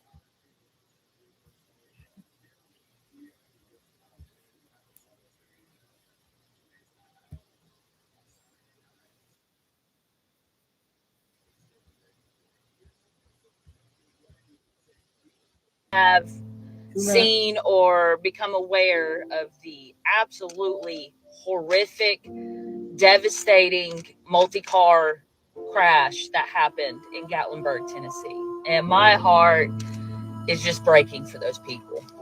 Gatlinburg is home for me.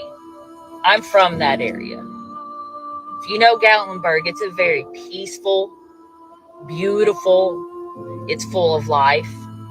People don't go to Gatlinburg to rush. They go there to slow down, to walk and check out the shops, to eat some good Southern food. They go there to take in the beauty of the mountains. Gatlinburg is a place that brings you peace.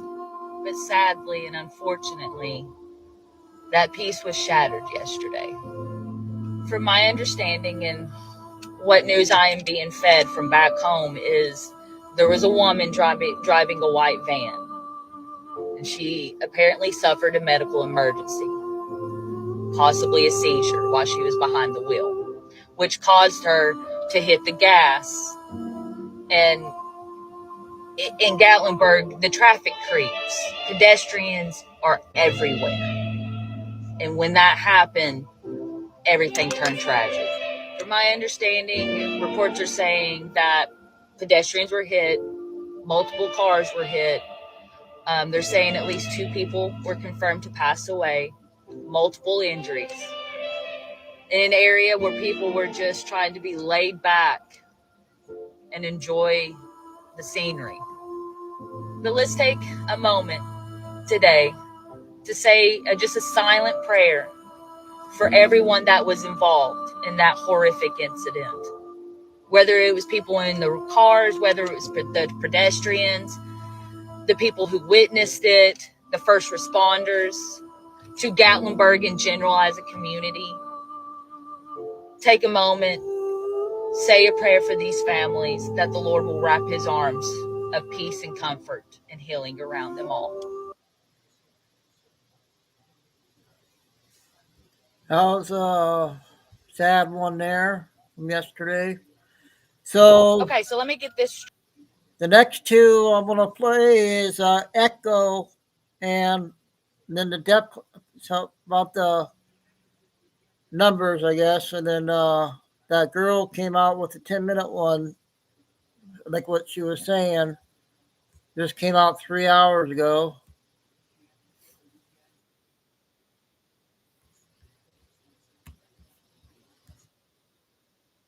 Income tax to pay because the money we're taking in is so great, it's so enormous. There you go. You're not going to have income tax to pay. The U.S. debt clock updated its secret window yesterday, and it gave us a glimpse of what we should expect. A new era of prosperity where we have the new 50 state credit union banks offering loans on interest as low as 0 to 3%. The interest on these loans will be able to replace and eliminate all property taxes. This is all setting up to formulate the new USA Treasury dollar. Property taxes eliminated, income taxes eliminated, capital gains eliminated, and the funding for the government comes from the tariffs. Just like President Donald Trump literally said, we are going to replace these income taxes with all the tariff revenue that's coming in. And that's exactly what this image shows, a transition away from taxing the citizens and towards a sovereign system where we, the people, the credit-based monetary system model are benefiting us. This is important to play. What a lot of people don't know is that this is how a lot of these modern nations have funded themselves by not taxing the citizens, but by owning assets and producing a yield on it.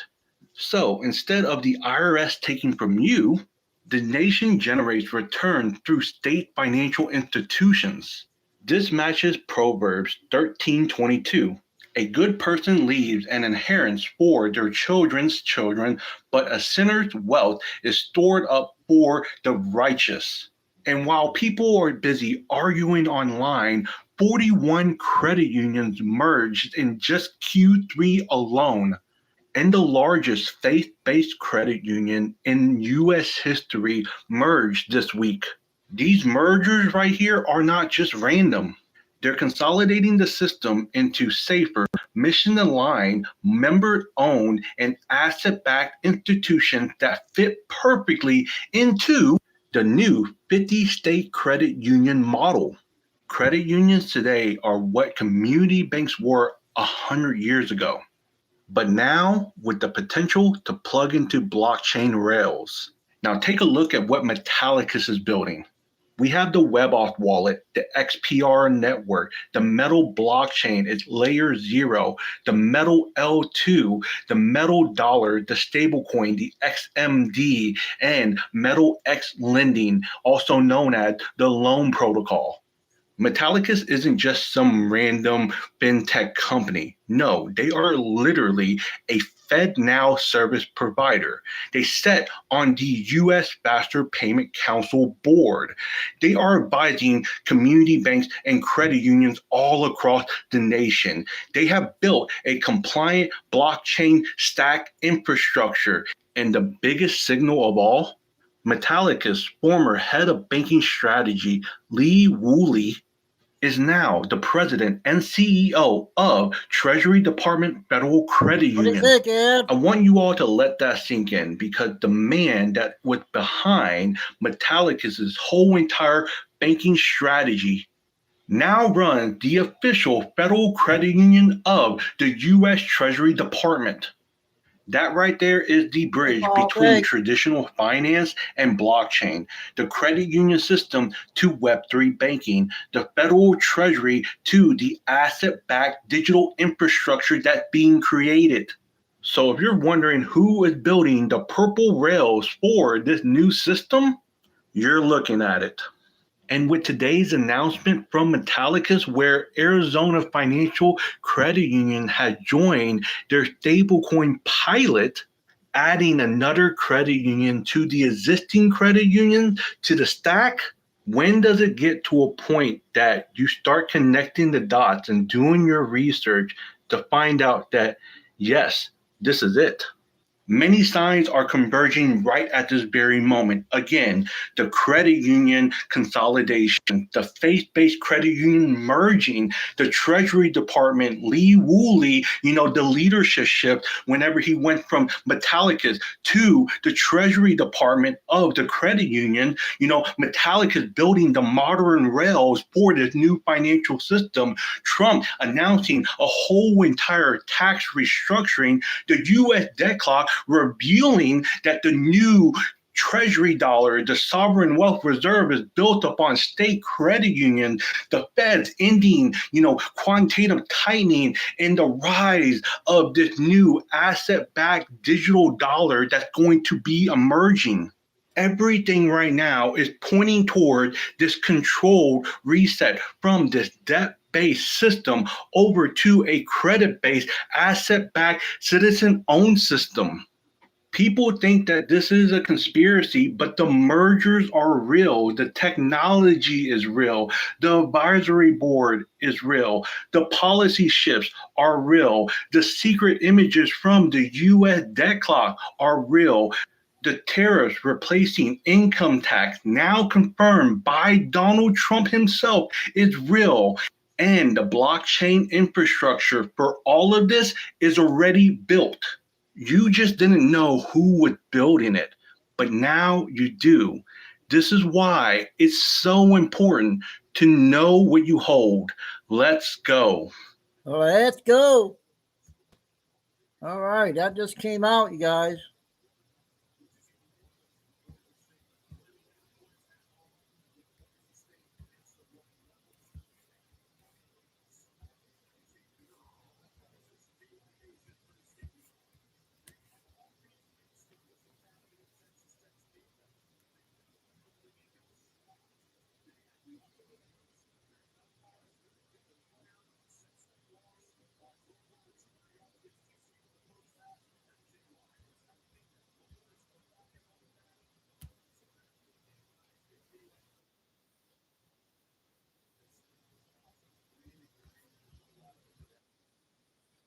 There are some things that I purposely did not go over because I was waiting for Echo to finish his decode so I can do my follow-up on it. Now, we went over the new 50 state credit union banks, how it applies to Metallicus and the XPR network. But now I'm going to go over the biblical aspect of this, especially pertaining to the sovereign wealth fund. Okay. Now I'm going to go over the biblical parts of this message that I didn't go over last time. Down here we have Proverbs, and on the other side we have 13:22, which states, "A good man leaves an inheritance to his children's children, but the wealth of the sinner is stored up for the righteous." Hey, bye. If you are paying attention, you know that everything that's going on now, especially with the e-files and all of the very generous donations we're seeing by very wealthy people, when you bring into perspective 2 executive orders that Trump signed back on December 21st of 2017,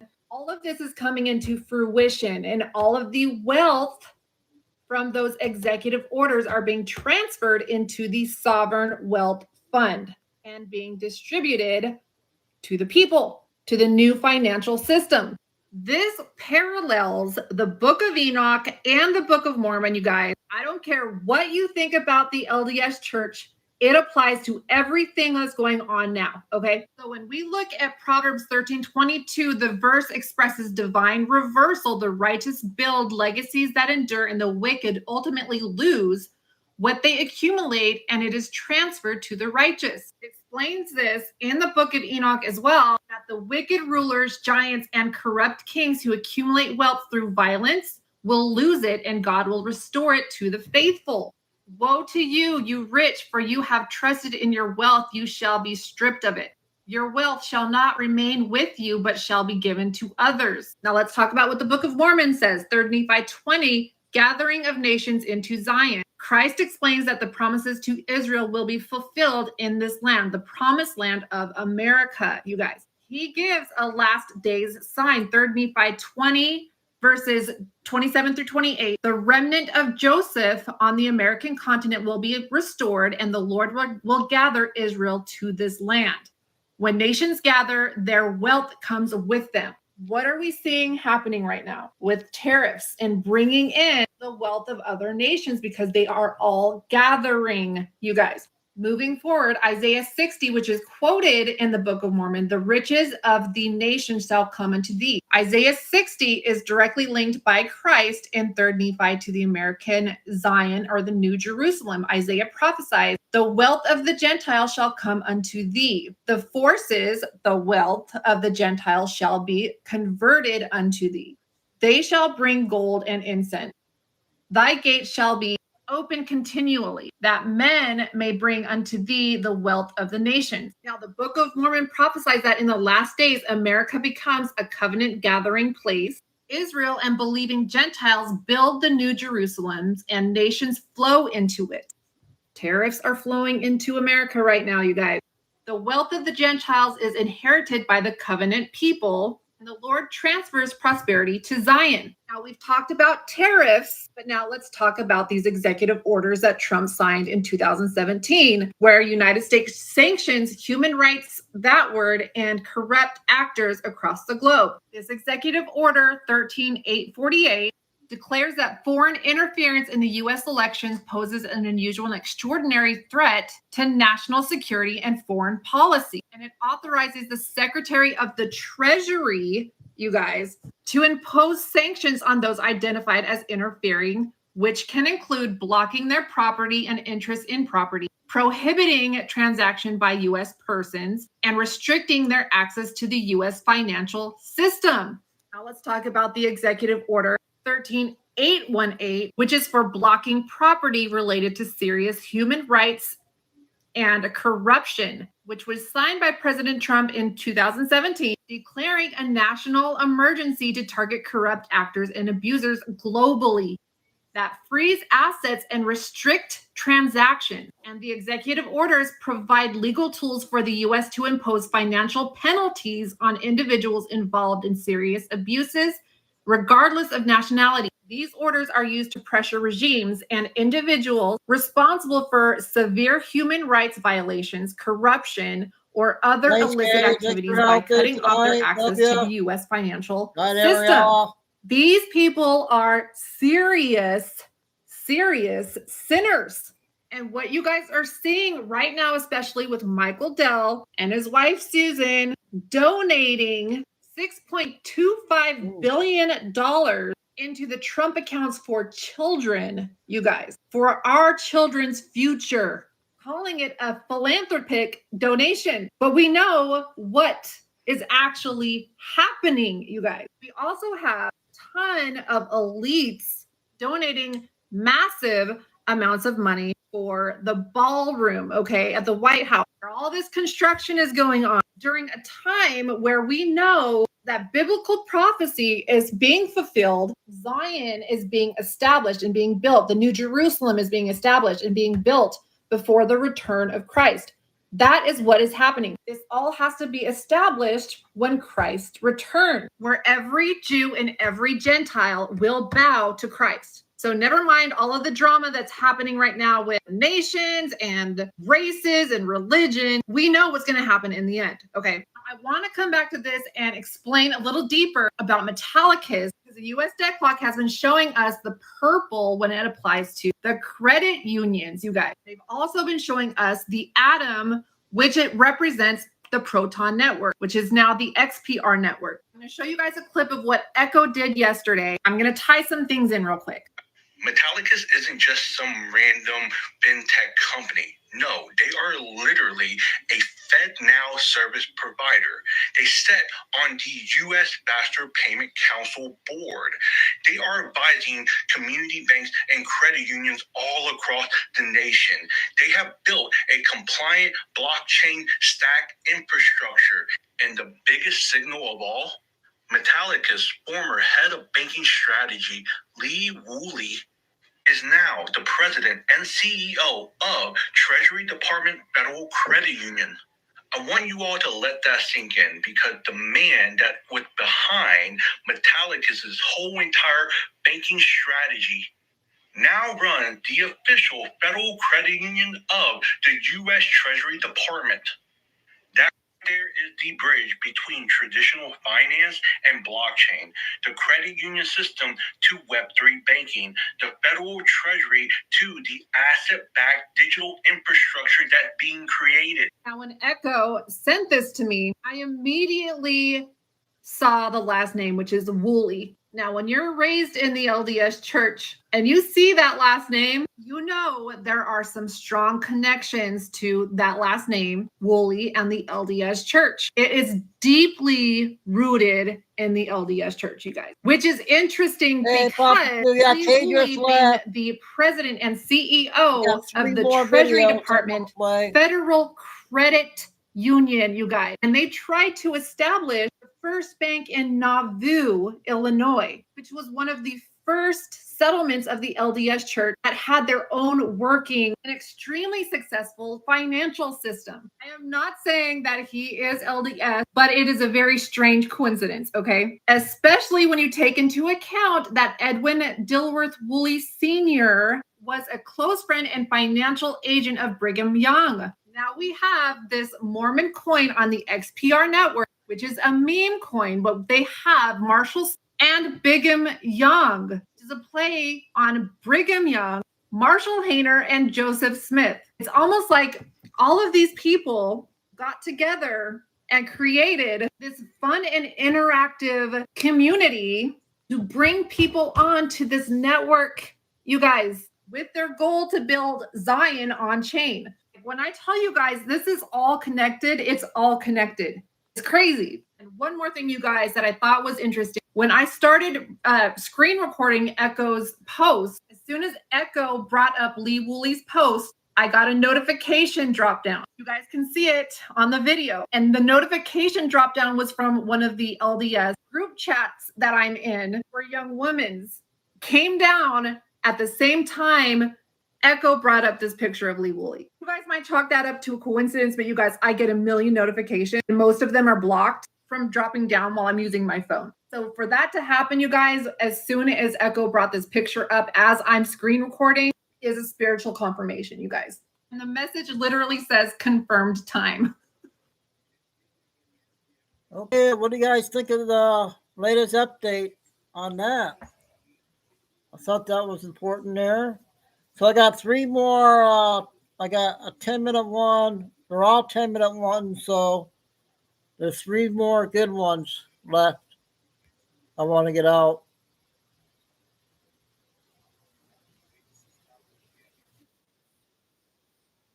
Seven minutes on this one. Guys, I feel like I've been so distant from y'all, but just don't forget, guys, I got my shows every night on X, Facebook, Rumble. So tune in if you guys want to hear the truth. But guys, here's what's going on. I'm gonna fill you in on some things. Try to keep up. It's gonna be quick. Biggest thing is yeah, we're going through a lot of information, man. The storm is plowing stuff at us, but the biggest thing is I hope you're prepped, armored, and ready for the spiritual warfare that's coming. The devil, oh boy, he's coming for God's children. You best believe it. I see it. I see it every day, everywhere. It's happening in my life. It's happening in others' lives. Division. It's over nonsense. So check this out. Obviously, we all know the last 4 years, the auto pen scandal, right? Everything's null and void. Everything's null and void. All the executive orders, things are going to change like crazy. Think of all the stupid things they put in, January 6ers, the pardons, Fauci, blah, blah, blah. Null and void. Okay, hold on. And then for some reason, like people just can't understand this thing called the External Revenue Service, which is replacing the Internal Revenue Service. We have over $21 trillion coming into America the first year with Trump back in his office.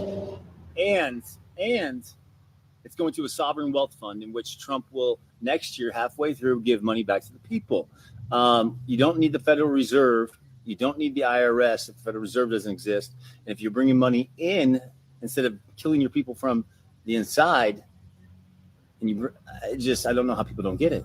But anyway, one of the biggest things coming out right now is the fake Ukraine war. How long have we been talking about that? If you've been following me for 3 years, going back to 2021 when it started, I've been telling you it's not a war. It's not a war, man. It is a corrupt regime overthrow where Zelensky was installed and told to do what he had to do to make people like Hunter Biden, Joe Biden, all these other people involved with laundering, trafficking, 41 biolabs they created to make bioweapons to destroy humanity. That was called a continuity of government working together with Putin going in and eliminating all these things to save the world. And yet still people want to argue that no, it was a war. It was a war.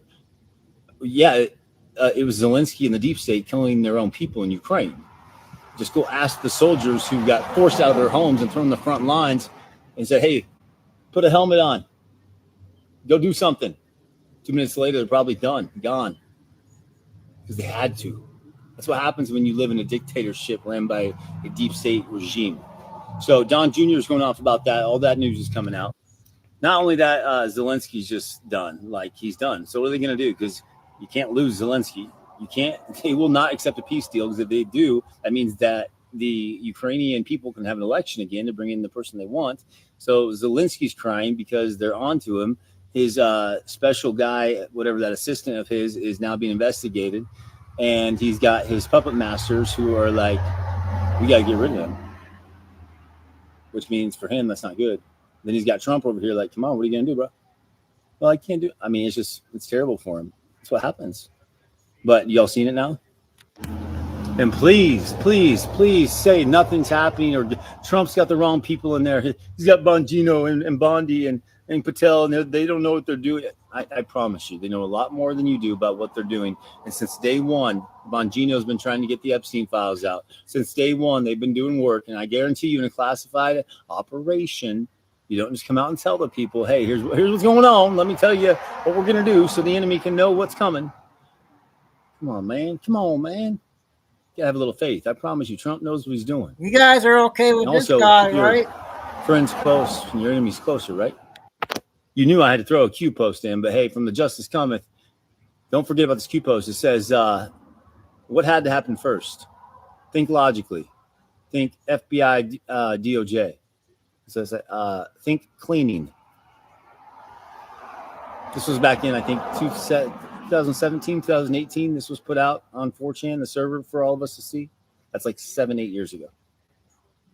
You had to think logically and realize they had to clean these out. They're cleaned out.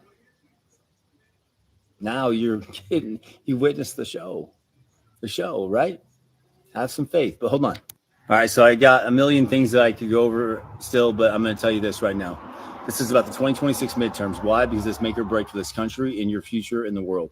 If we win, we can have full power to where Trump is able to solidify, codify all the executive orders, things that he's done, and put them in and make sure they are never able to be reversed. He's on Telegram, too.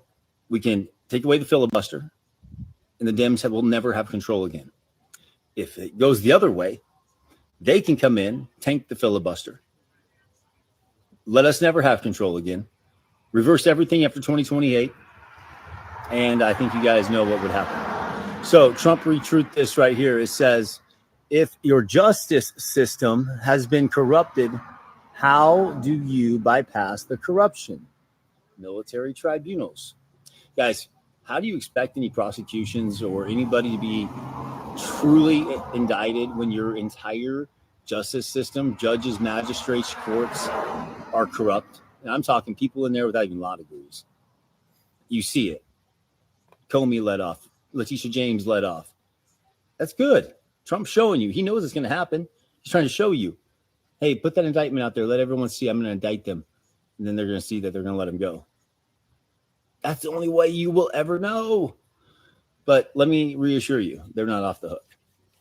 See, there's this justice system that we know of in the corporation, and there's a military justice system.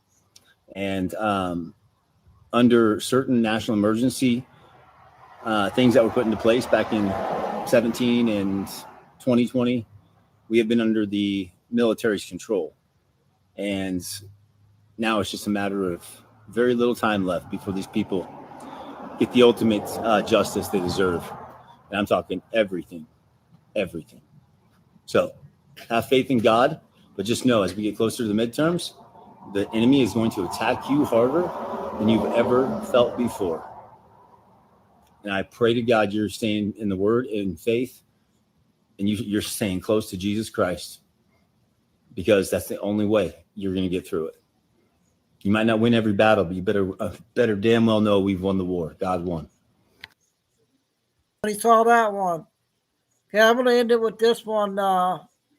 This video has like over 5,000 views. It's a 10-minute one.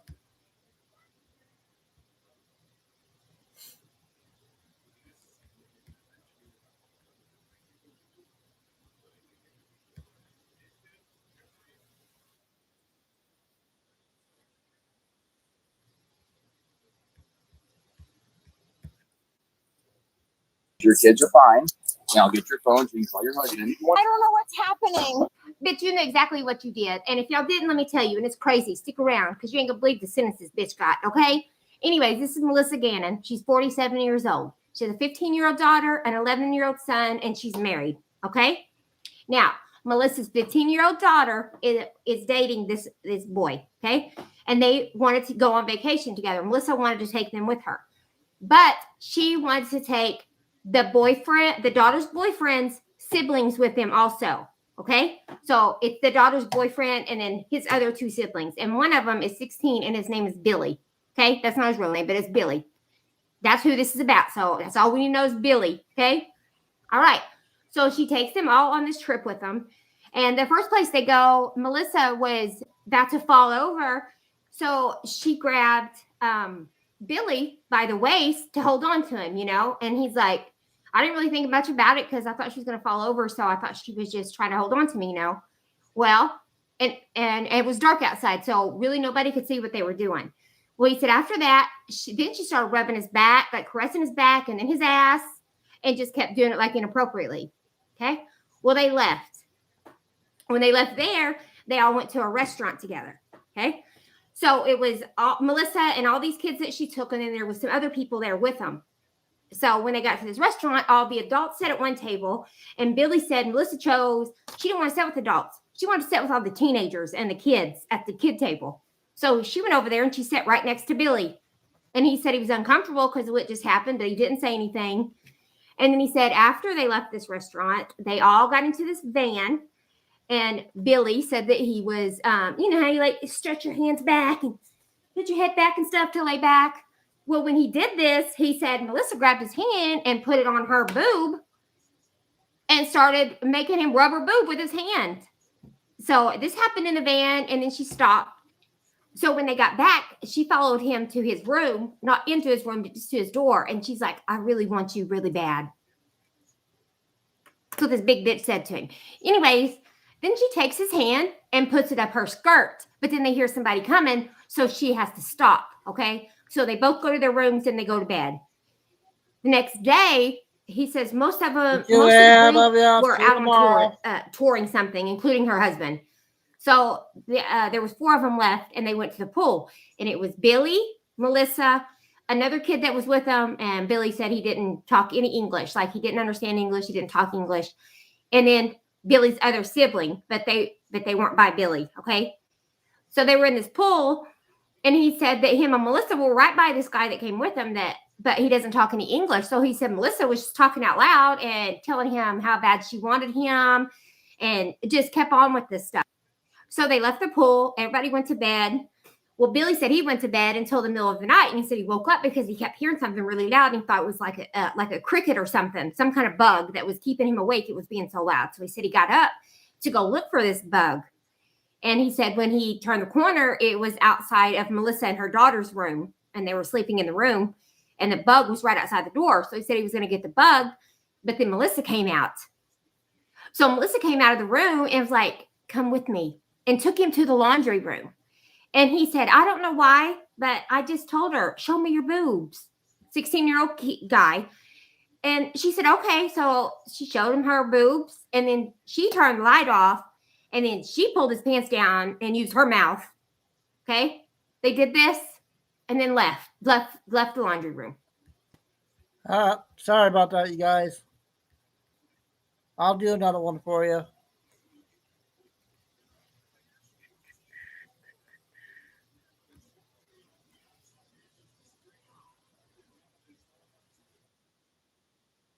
I don't know how that one got 5,000 views there, Chris.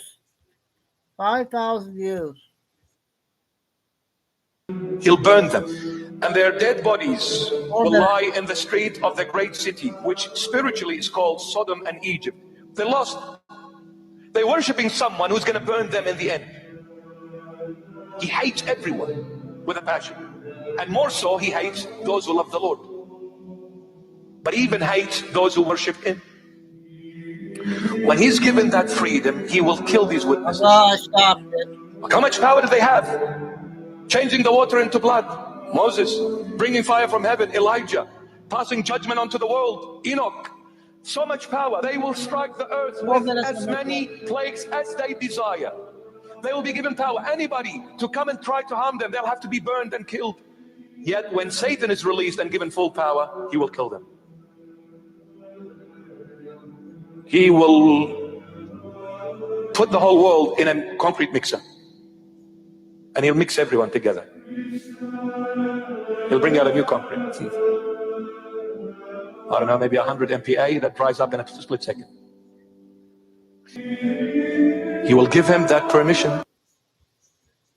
I looked at that channel, Chris, and it had 53,000 views, I think. That's what it showed. Fair is fair. You know why the Lord gives that even fairness to Satan? Because the people of the time would have walked away from the Lord. But even though he's giving Satan full freedom, he still have two witnesses to testify and say to people, come back and repent. The Lord will always have witnesses for himself, even if it's the last second of this entire world and in this entire life. He will always have a witness for himself, no matter what time it is and what place it is. Christ never leaves himself without a witness. In the heart of hell, he'll have two witnesses. So that's what the 3.5 years is. Just like Christ saved us in 3.5 years, he'll give Satan a chance to destroy the world in 3.5 years. But the Lord is known to protect. He'll bring the Jewish people back to him through this tribulation, through this great tribulation. He will bring them back. They will repent and ask for the Lord's forgiveness, the one who came over 2,000 years, which they are still living in denial of. Their eyes will open up when they get squashed in that great tribulation. Because the great tribulation is focused on the house of Jacob, Israelite people, the Jewish people. But it will cover the entire globe. So all humanity will suffer. But it's focused on the Jewish people. He's okay, isn't he? But the whole world will suffer because of it.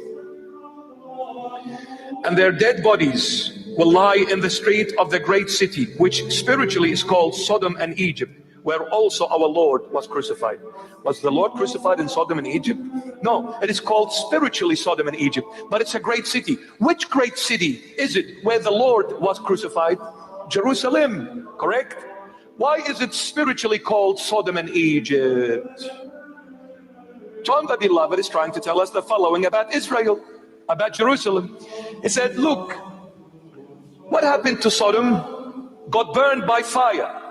Why? Because they were living in denial of the Almighty God. LGBTQ XYZ. I'm going to play one more, you guys. That's what Sodom and Gomorrah. One out. Male and male, female and female, gays and lesbians. Well done, Australia. You just passed the law. Make Jesus upset. A time is coming for any country, for any nation that stands against Jesus Christ and tries to challenge him must be wiped from the face of this earth. Must be wiped. Must fall. Any country.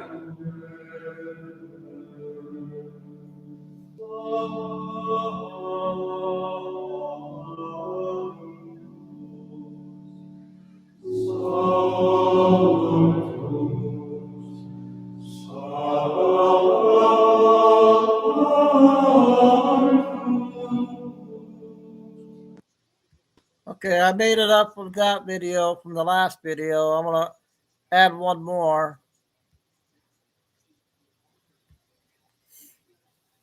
Oh.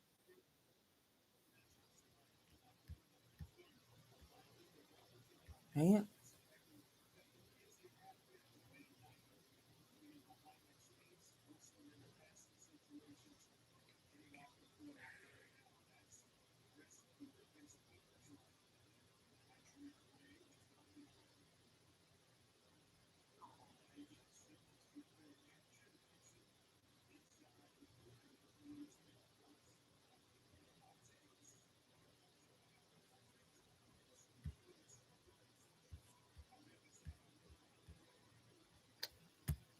Oh, where is it?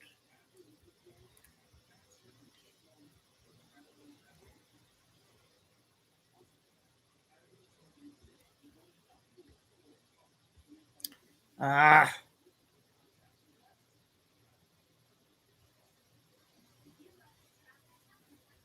Might have to go over here.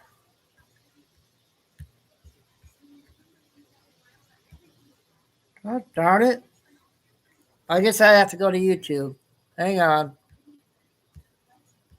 I'll get the last one in here.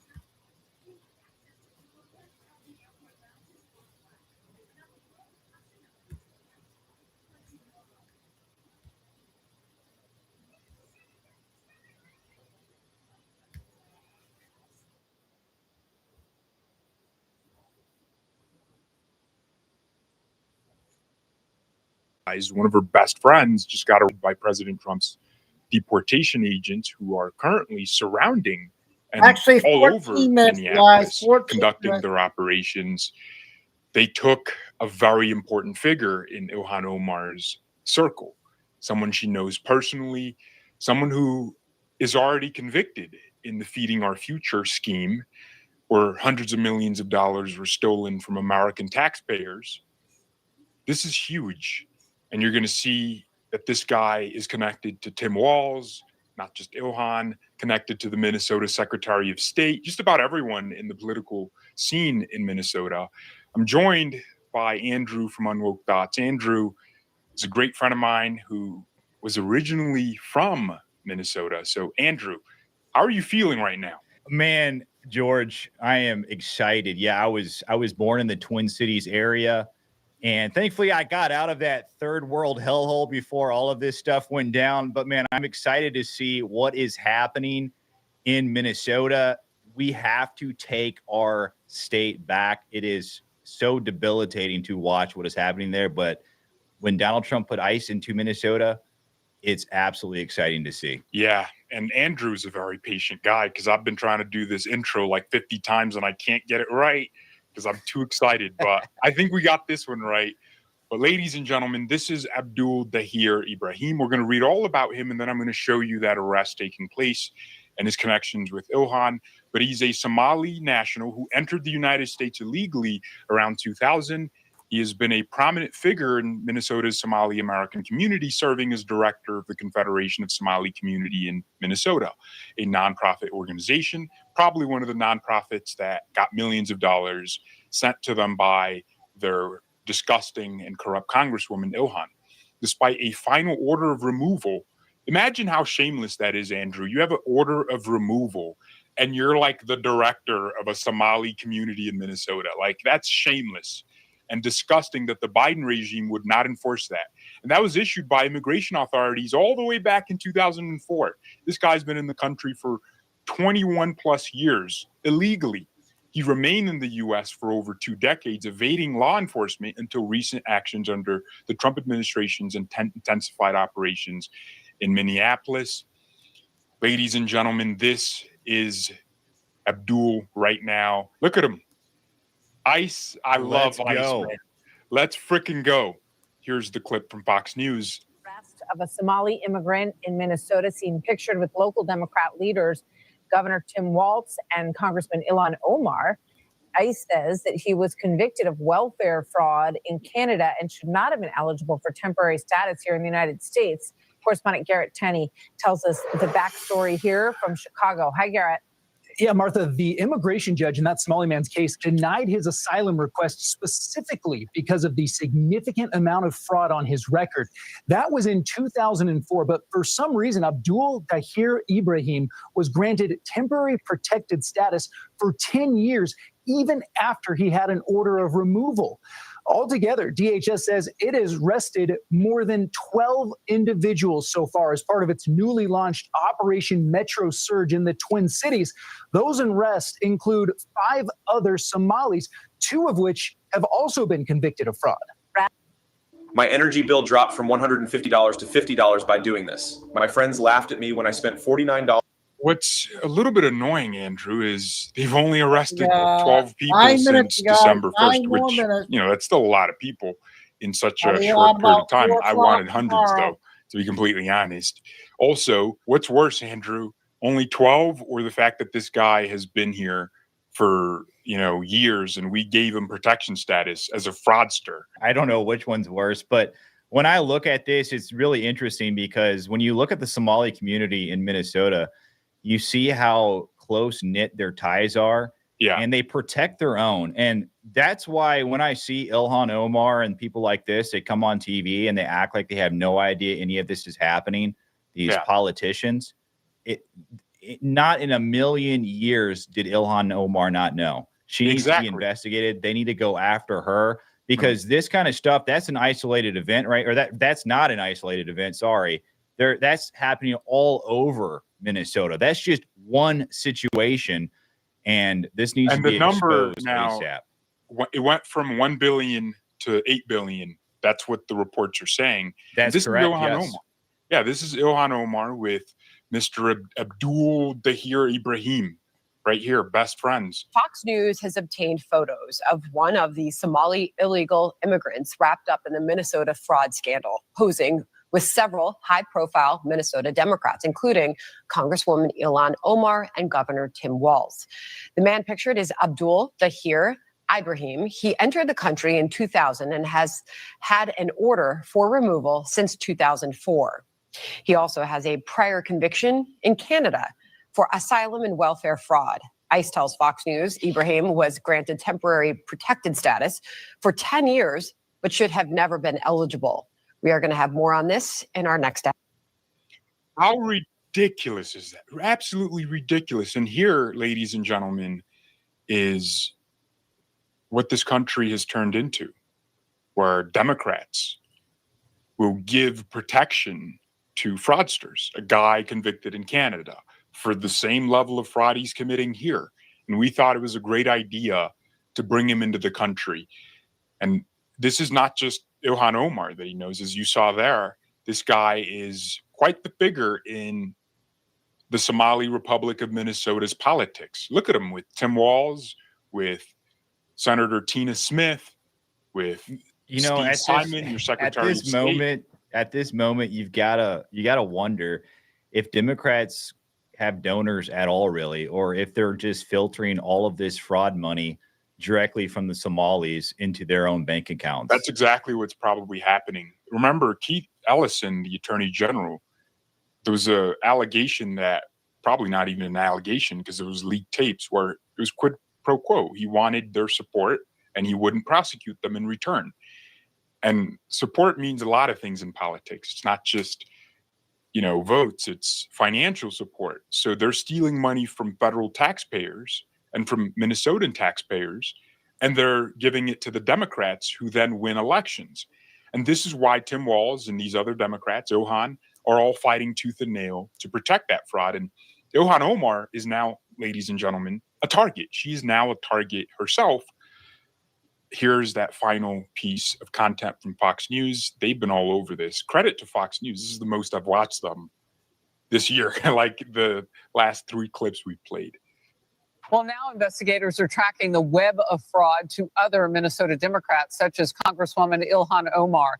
Many of the suspects linked to the scheme live in her district, including a restaurant owner who hosted events for her.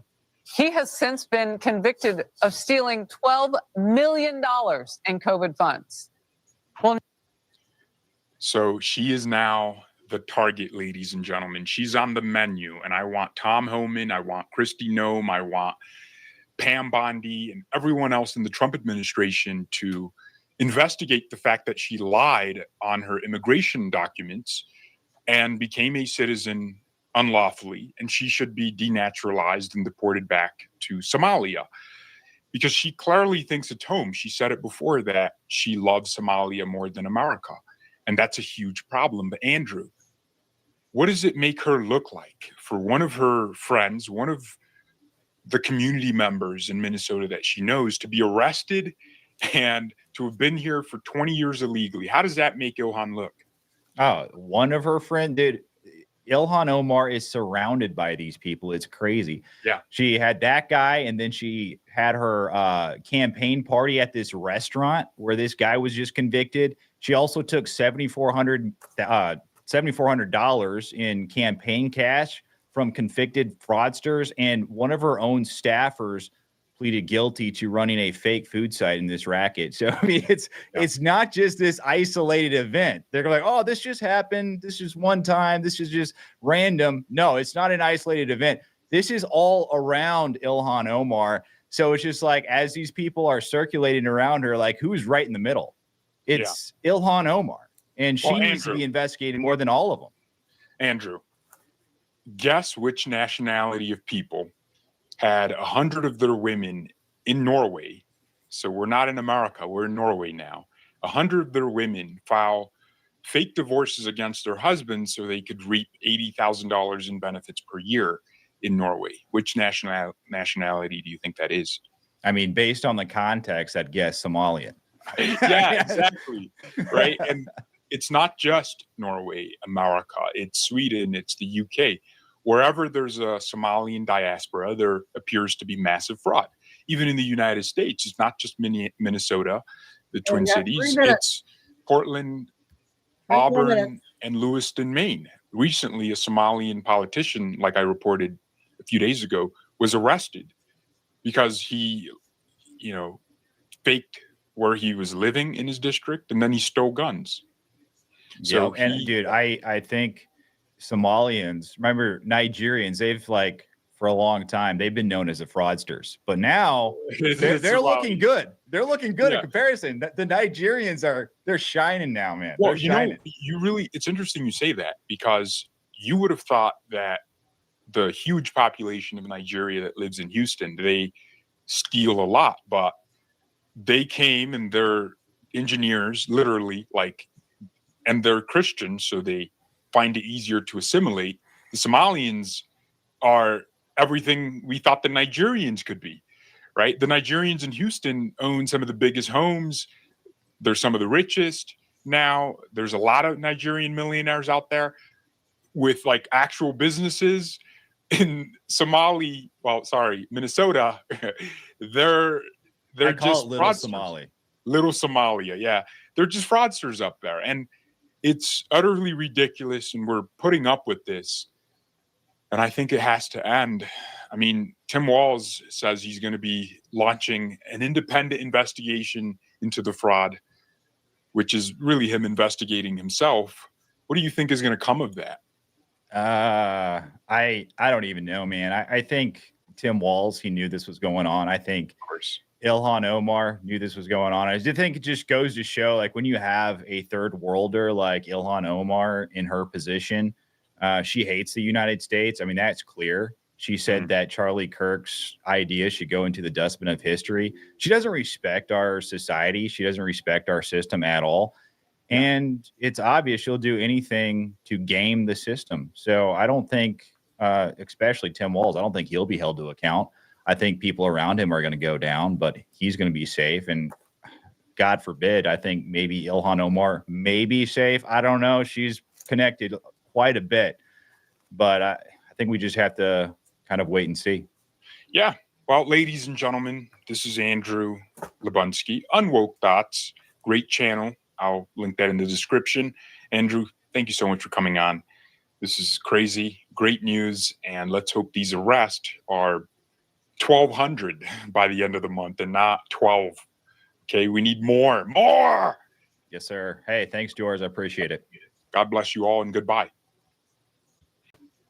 Okay, I made up for the bad one. I'm glad I stopped that last one. Sorry about that last one, you guys. Wasn't sure what that lady was talking about there. So, we got a lot of good stuff out tonight, huh, you guys? A lot of good stuff. So tomorrow I'll be on about 4 o'clock.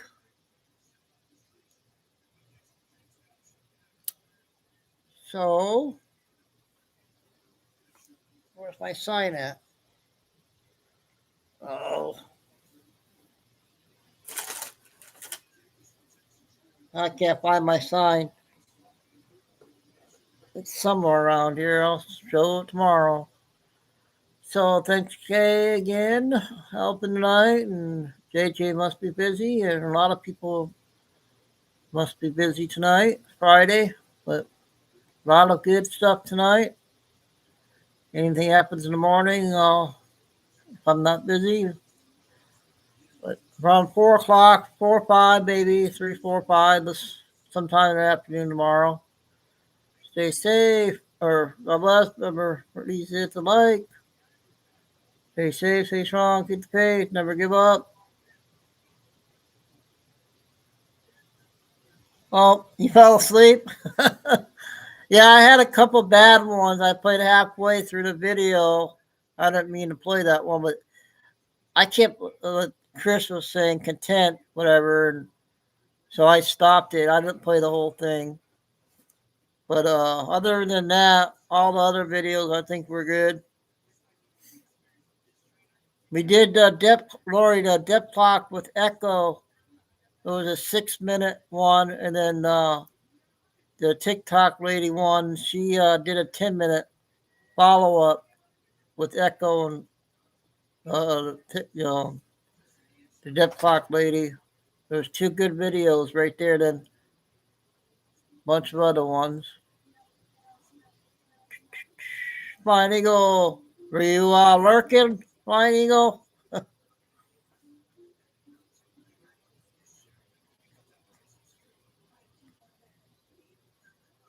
So,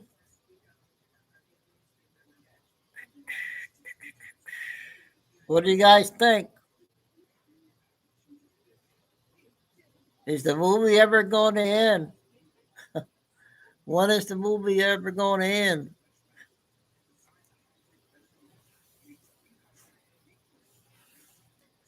All right, signing off.